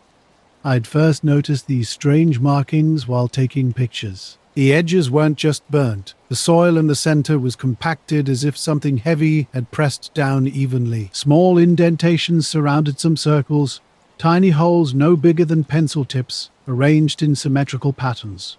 When I showed the photos to my brother Pete, a mechanic who doesn't usually get excited about things, he suggested someone might have used a tool or industrial equipment, but the patterns were too precise for normal farm machinery, and were isolated.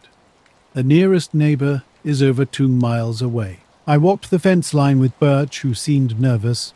More scorched circles appeared just beyond the fence, spaced evenly like some kind of marker. I called local utility crews and fire departments, but no one had been scheduled to work in the area. That night, the power went out around 10 p.m. A soft wind picked up as darkness fell. Birch started barking toward the woods, a low, sharp sound. My flashlight beam caught something unusual.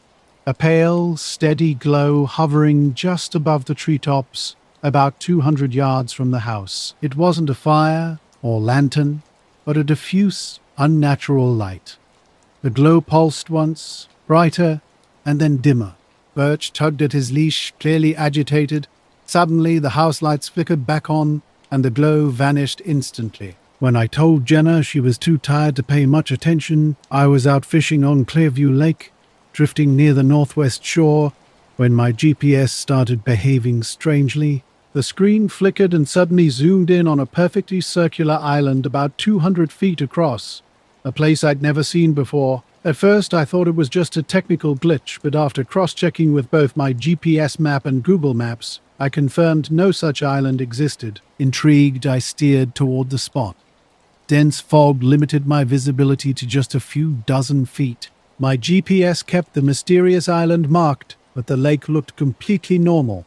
Flat water with no land breaking the surface. I circled the area, watching my GPS. The device showed a perfectly round island, yet I saw nothing. No rocks, no logs, no debris. Sometimes I caught a fleeting glimpse of a dark shape beneath the water's surface, but it would vanish the moment I tried to focus on it. This strange experience followed a week of increasingly bizarre occurrences around our house. Patches were nearly surrounding the building, and Jenna was getting worried.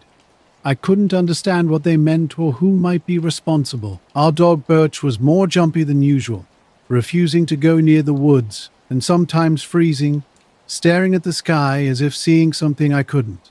One night, I woke to a soft, steady humming, like electricity or a distant idling engine. Looking out the window toward the woods, the porch light flickered. Thick, fast-rolling fog obscured the landscape. Through the mist, I glimpsed tall, thin shapes near the tree line. They seemed to float just above the ground, almost shadowy. I blinked, and they vanished. The humming stopped, and the porch light steadied. By morning, a new circle had appeared near the back door, smaller than the others, but still perfectly round and scorched. I haven't touched it. These patches keep appearing, never in the same place twice, always perfectly circular and burnt. Birch won't sleep inside anymore and waits at the back door until I let him out. Jenna dismisses it as stress or animal activity, but I know what I've seen. The grass around these circles was curling away as if burned by some invisible heat. Whatever is happening, it's here and watching. And these circles, I don't think they're just burnt patches of dirt. They're something else entirely. I was out on Clearview Lake. Everything seemed normal with no unusual signs. But as I rowed back to the dock, a thick fog surrounded me, making the shoreline barely visible. I relied on my GPS to keep my course straight, though it was just my eyes playing tricks in the dense mist. The GPS became increasingly strange. The screen would freeze and reset, and suddenly the island would vanish. The map would return to showing open water, leaving me bewildered. Then, just as I was about to dismiss it as a weird malfunction, my marine VHF radio started crackling with static. The static wasn't loud, but it had an unusual quality, a quiet hiss with rhythmic pulses underneath. No matter how I adjusted the knobs, the sound persisted. It didn't feel like normal interference. It seemed deliberate, almost purposeful. For about 5 minutes, this strange sound continued before abruptly stopping. That's when I noticed the fog had grown even thicker. The air turned cold and still, and the lake felt different, heavier, almost alive. Suddenly, the island reappeared in the same perfect circle, same exact location. This time, something was different. A faint shadow-like outline seemed to exist within the island. I blinked, and it vanished. Exhausted, I tried to convince myself I was just seeing things. Back on shore, I silently packed up my boat and gear. The fog still hung heavy over the lake, and the GPS island had disappeared once more. At home, I dove into research. Online maps revealed nothing unusual about that part of the lake. I even called the local ranger station to inquire about any recent lake formations. They sounded puzzled, stating the lake hadn't changed in decades. The next morning, I returned to the lake, hoping to spot the island on my GPS. No matter where I navigated, nothing appeared. Later, I examined the previous day's GPS data. The track logs seemed mostly standard, except for the island's appearance. The coordinates consistently matched the same key location, but the timestamps were peculiar, jumping forward and back, almost like a time hiccup. I'm not one to believe in strange phenomena, but something felt off. Software glitches or satellite signal errors didn't explain the radio interference, dense fog and time anomalies. A few days later, the mystery lingered, unexplained and unsettling. The Tuesday started normally in Harland Ridge, my small Vermont town where everyone's connected. At my kitchen table, the wall clock abruptly stopped at 3:17 p.m., frozen as if time itself had been interrupted. This wasn't just happening to me. By dinner time, something strange was unfolding. Susan next door reported her microwave dying mid-cooking, her phone screen flickering erratically, and her digital stove clock jumping between numbers. Across the street, Old Mr. Street. Old Mr. Street. Rollerbed's grandfather clock had fallen silent, its regular chimes replaced by an unsettling stillness. He looked confused and uneasy. Initially, I suspected a power surge or transformer problem, maybe an incoming storm. But the sky was clear and cool for late summer. No clouds, no wind, nothing suggesting electrical disturbance. That night, power flickered intermittently without fully cutting out. Checking around town confirmed my suspicions. All clocks were behaving oddly. Some had stopped completely, others jumped between times unpredictably. Later, out on Clearview Lake, the peculiarities continued. Thick, cold fog rolled in as we cruised toward where an island had previously appeared. Our compass needle started twitching wildly, refusing to settle. Both my GPS and backup device froze up. Beneath the radio's soft static, I could swear I heard a faint, rhythmic sound. We slowed the boat and waited. The lake was utterly still, except for our idling motors. Eventually, the fog thinned and the compass stabilized. Looking down, I noticed the water around us had darkened, suggesting the lake floor had suddenly become deeper. No island was visible. I mentioned these experiences to Marv, an old friend who'd lived near the lake for years. When I described the GPS island and weird radio sounds, he paused. There's a spot out there, he said, where compasses spin oddly and electronics malfunction. Locals call it the Stillwater Circle, a place no one can explain that's existed on the lake for a long time. Boats deliberately avoid it. Curious, I asked why. Marv simply shrugged. Old stories, strange happenings. Folks say it's like something doesn't want you to see it. The next night, I returned to the lake carrying Marv's old compass. Marv quietly said, "Sometimes you got to know when to leave the water alone." We headed back, and our devices returned to normal. Since then, I've avoided that specific spot, still fishing the lake, but steering clear of what might be called the Stillwater Circle. The town felt strange, and I wasn't the only one noticing odd things. Something in that part of the lake doesn't want to be discovered. At the hardware store, a customer shared how he'd mysteriously lost 20 minutes while working on his car, looking at the garage clock one moment, then suddenly it was almost lunchtime with no memory of the in-between. My own experiences were getting weirder. A few nights earlier, I'd been sitting on the porch with Luna, my scrappy little mute dog with bright eyes and a stubborn personality. We'd been hearing this low static hum around the neighborhood like a distant radio with no actual station or voice. I looked up at the streetlights, which were flickering again. Luna suddenly froze, her ears perked up, staring down the road, as if seeing something I couldn't. The static hummed louder. My arm hair stood on end. When I checked my phone, it read 10:03 p.m. streetlights, buzzed with electricity, then blinked out one by one, leaving the entire block dark except for a few porch lights. I could have sworn I heard something moving in the shadows beyond the trees, a soft rustling. Luna growled and tugged at her leash. I tried to calm her, saying it was nothing. But when I looked up again, the street lights had returned to normal, as if nothing had happened. The static hum had vanished. Another friend told me her digital alarm clock had done something weird too, ringing in the middle of the night, then freezing at 3:33 a.m., never moving again. Earlier, about 3 days into noticing these strange occurrences, I'd experienced my own unsettling moment. Walking home late after my hardware store shift, the street was quiet with a light fog rolling in from the hills. My wristwatch showed 11:42 p.m. Suddenly, I realized I had no memory of getting from the street corner to my front porch. It was like I blinked and magically appeared, door key in hand. When I checked my watch, it still read 11:42. No seconds had passed. The town's streetlights seemed to buzz softly, as if straining against something invisible. I asked around, but most people just shrugged it off or blamed their gadgets. I started keeping a journal, initially wanting to convince myself it was just a glitch, a fog-induced illusion, or something more profound. The radio static, the compass, the time distortions, they feel real enough to me. I can't definitively say what I saw. The silence in our town was getting heavy. Something was brewing, something nobody wanted to discuss. Electronics started acting strange, almost like they were infected with an unexplained weirdness. Small signs emerged gradually, subtle glitches that whispered something was wrong. One night, I recorded an odd sound near my bed around 2 a.m. A low buzzing mixed with faint clicking lasted about 20 seconds.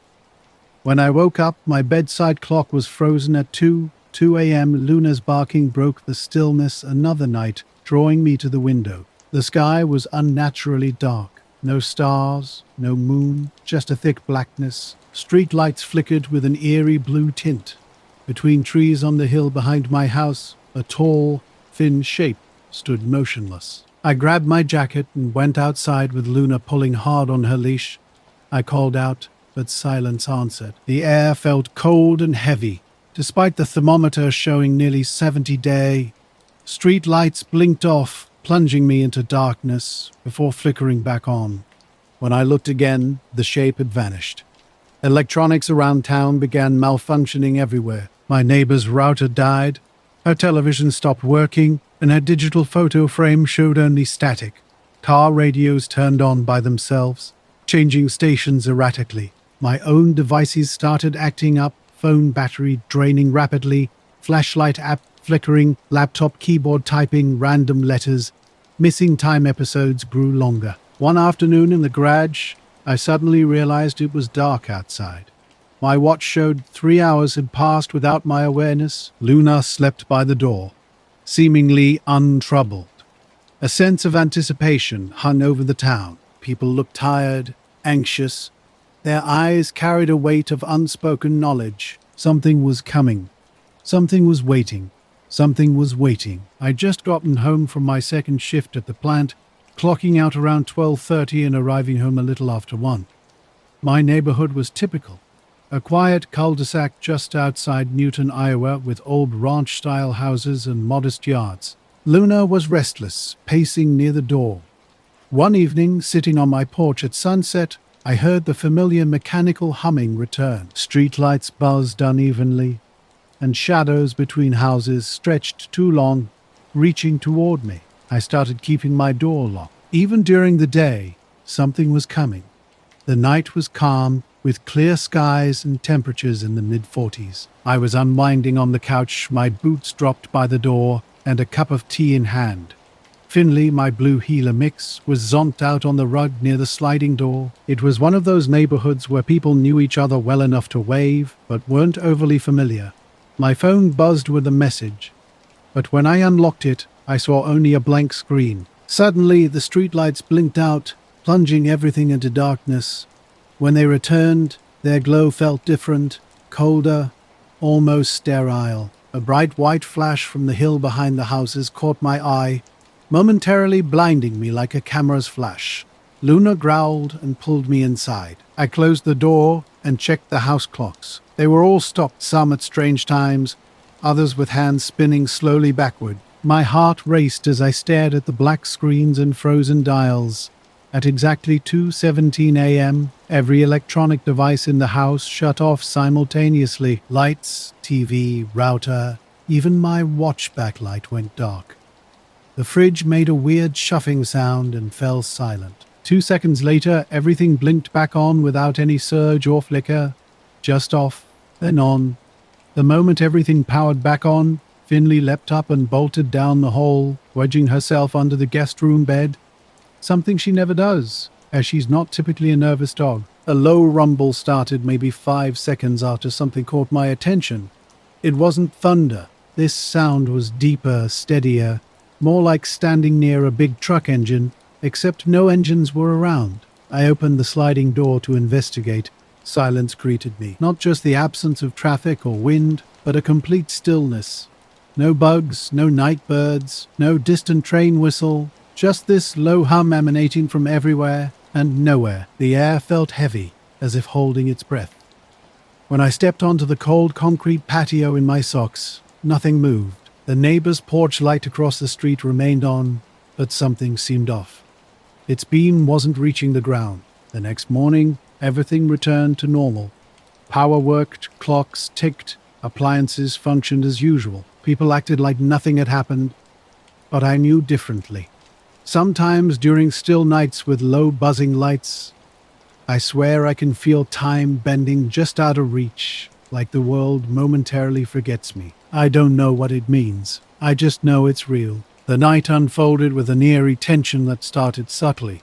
A low hum spread like a hazy mirage. Though this was happening after dark, within 30 seconds the sound stopped completely. No gradual decline, just instant silence. Neighborhood reactions were strange. The next morning, things felt off. Several neighbors shared odd experiences precisely around 2:17 a.m. Mrs. Cordell stood outside in her robe, staring uncertainly at the trees. A record player had mysteriously started playing a classical album. Mr. Alvarez reported his weather station resetting and microwave clock blinking, mentioning a sensation of a low-flying plane that wasn't actually there. My own home wasn't spared. Finley, my dog, was shaking in the guest room and wouldn't leave my side for hours. Mango, my cat, hid behind the dryer until noon. Walking to the end of the cul-de-sac, I discovered 4 neighbors all mentioning the same bizarre time. Their animals were equally unsettled. The McKay's retriever had chewed through a baseboard, and Cordell's typically loud parrot remained silent until dinner. Curiosity drove me to check my router logs, an old habit from troubleshooting streaming issues. A completely blank gap existed from 2:17 to 2:44, after which everything resumed normally. That evening I set up an old Bushnell trail cam in the backyard, hoping to catch whatever might have spooked Finley. I also left my phone recording audio between 2 and 3 a.m. The next day's review was unsettling. The trail cam captured 3 videos, with one standing out dramatically. Time stamped at 2:17 and lasting 30 seconds, it showed the yard illuminated by 3 distinct cold light pulses. These weren't like typical lightning, they were quick, sharp bursts. Tree shadows jumped as if something invisible and unnatural passed overhead. The phone's audio was even more disturbing, with a sharp sound at exactly 2 hours, 17 minutes and 12 seconds that defied explanation. Something changed in Cedar Grove a week ago. My name's Jared, and I live in this typical suburban neighborhood with 2-story houses, small yards and streetlights that barely pierce the darkness. Neighbors mostly keep to themselves, and I'm not exactly the social type. Late one night, just as I was getting ready for bed, I noticed a strange sound.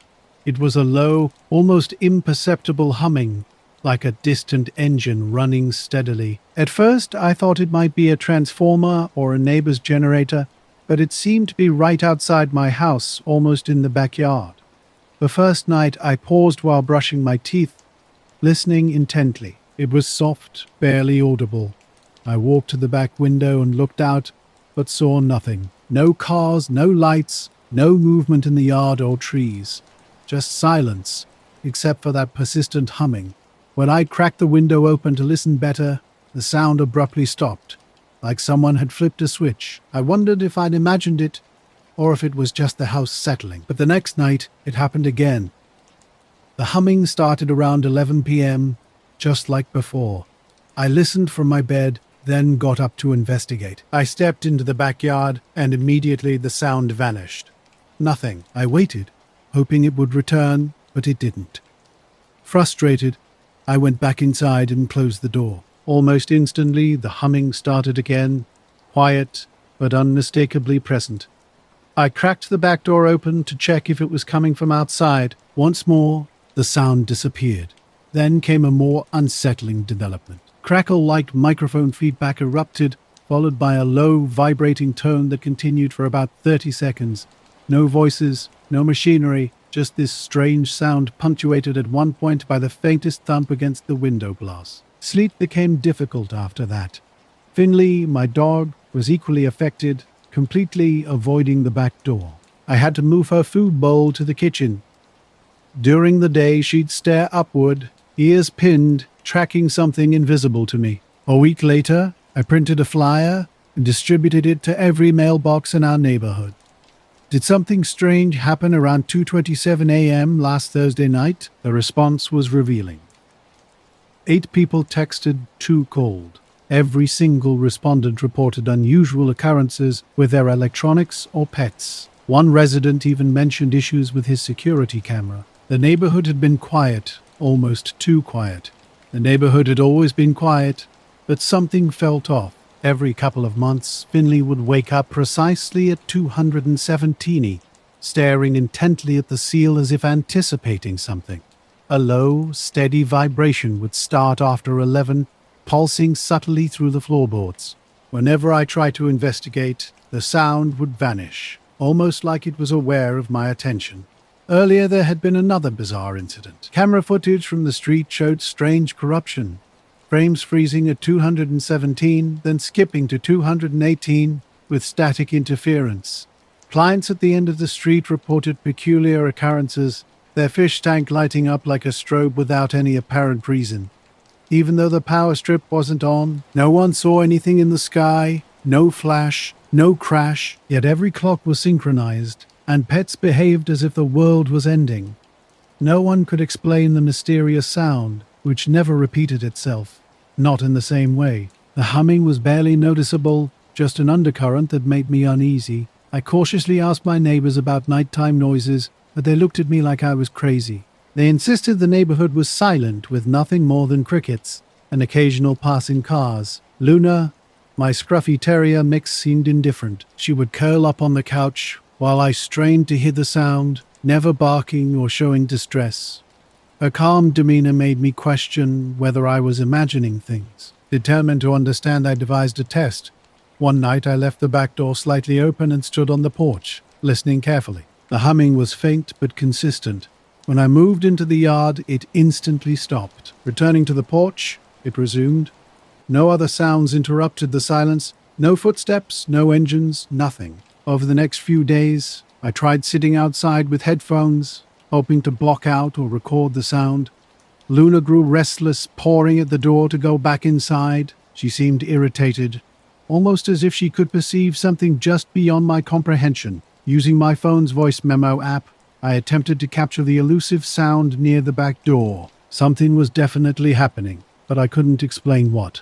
The humming existed in an inexplicable bubble around the house, defying all logic. I never mentioned it to my neighbors again. Whatever was causing it remained a mystery, dancing just beyond my understanding. I'd been hearing this strange humming for a while, but recording it proved challenging. The sound was so faint that my recordings captured barely a whisper, just a subtle buzz that could easily be mistaken for electronic interference or background noise. My brother Tim, always interested in technology, listened to the recordings and suggested it might be radio frequency noise.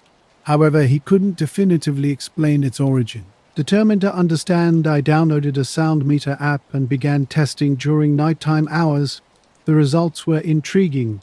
The humming registered between 20 and 25 dB, comparable to a whisper or a refrigerator running in the distance. Its frequency remained low and consistent, nothing that immediately seemed out of the ordinary.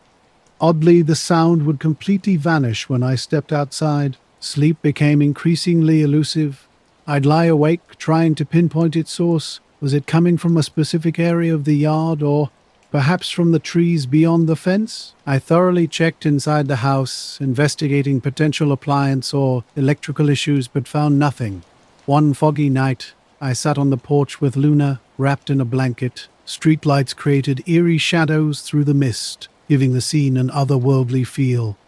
The humming continued, constant and low. Suddenly, Luna tensed, her ears alert as she stared toward the yard's edge where the woods began. I followed her gaze but saw nothing. The fog obscured everything beyond the fence. An unsettling sensation crept up my spine. I felt watched. Luna growled softly and retreated inside without prompting. I remained on the porch for another half hour, the humming seeming to synchronize with my heartbeat. At one point, I caught a fleeting glimpse of a pale light flickering between the trees like a slow-moving flashlight beam, but when I looked directly, it vanished.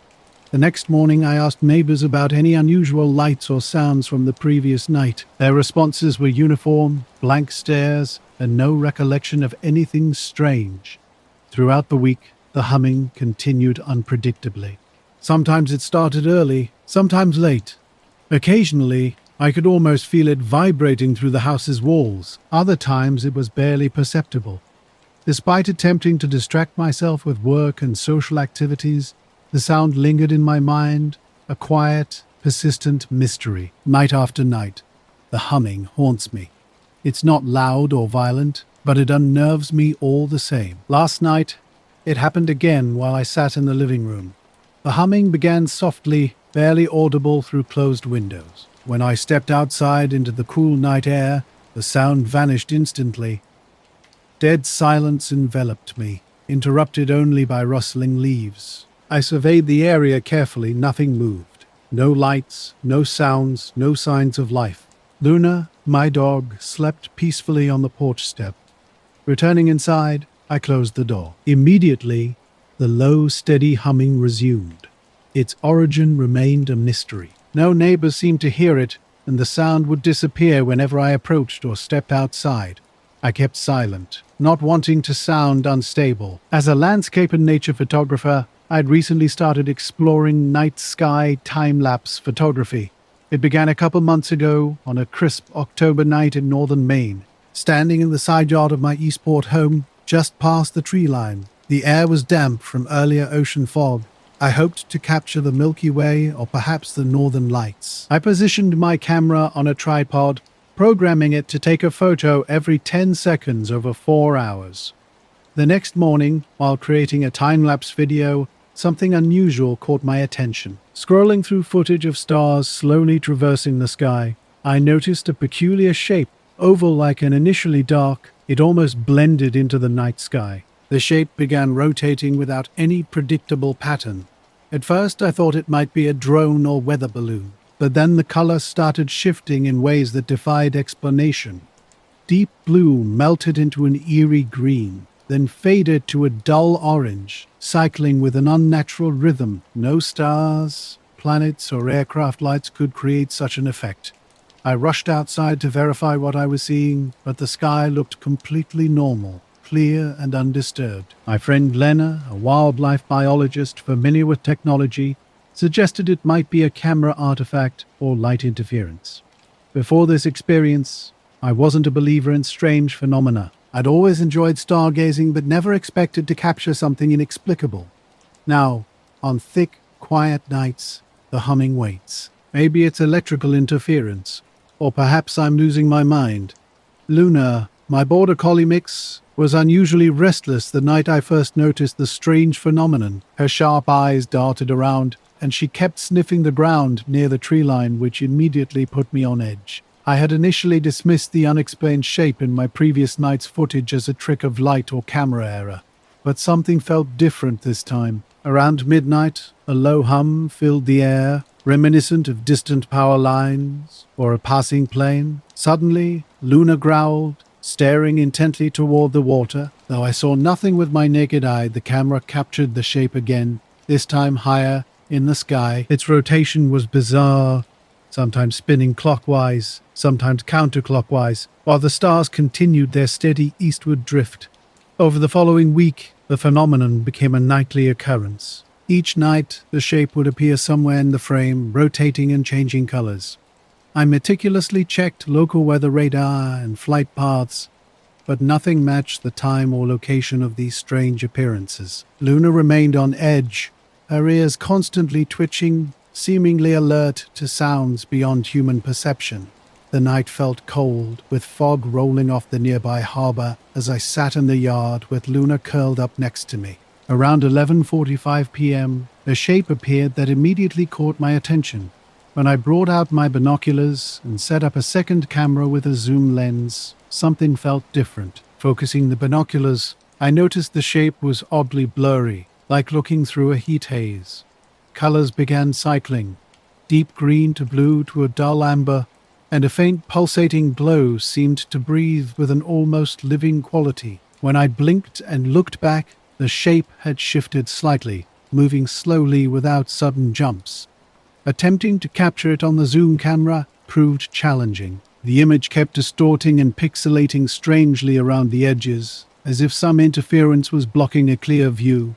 I couldn't shake the feeling that whatever this was, it was watching me just as intently as I was watching it. After about 30 minutes, the shape drifted upward and vanished. Street lamps buzzed softly, and Luna whimpered.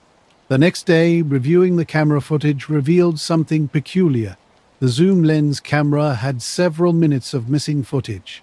Her explanation seemed reasonable, but the more I studied the footage, the less sense it made. Something was definitely off. Some nights the sky remained overcast and the mysterious shape was absent, but other evenings brought a different story. I'd sense a presence nearby, the air thickening with a low, pulsing vibration. One particularly cold night after a late diner shift, I checked the camera in the side yard. Luna sat quietly, her tail flicking while something unusual unfolded. The battery pack felt warm, though it hadn't been charging. On the horizon, the shape appeared again, rotating slower than before. Its surface rippled like water, casting an unusual glow on the nearest pine trees without touching anything else. As I moved closer, careful not to disturb Luna, I witnessed something extraordinary. A small part of the shape flickered, becoming transparent, almost disconnected from our reality. But when I looked, the sky was pure blackness. The shape vanished. Nights grew longer and quieter. Luna remained restless, her ears always alert, watching something just beyond my perception. Strange occurrences began mounting. Street lights flickering, my phone losing signal and randomly rebooting. One night, I placed a motion sensor by the back door. Around 2:30 a.m., it detected a soft movement near the bushes. Nothing was visible when I looked outside. By morning, the batteries were dead. The sensor switched off. Reviewing the time-lapse footage revealed something inexplicable. The shape appeared briefly. Then midway through the clip, the entire sky went completely black for about 15 seconds before returning to normal. The stars remained frozen in place. I stared, rubbing my eyes, trying to comprehend what I was seeing. My neighbors noticed nothing. No news reports, no external confirmation, just Luna and me watching the sky, feeling the weight of the unexplained. Sometimes doubt crept in. Was I imagining everything? Were these long, lonely nights playing tricks on my mind? But then I'd review the footage again. The slow rotation, shift in colors, strange rippling. Luna would keep watching the horizon, ears pricked, waiting. Something was out there, something beyond explanation. So I continued pointing the camera skyward, hoping to capture just a glimpse of the unknown.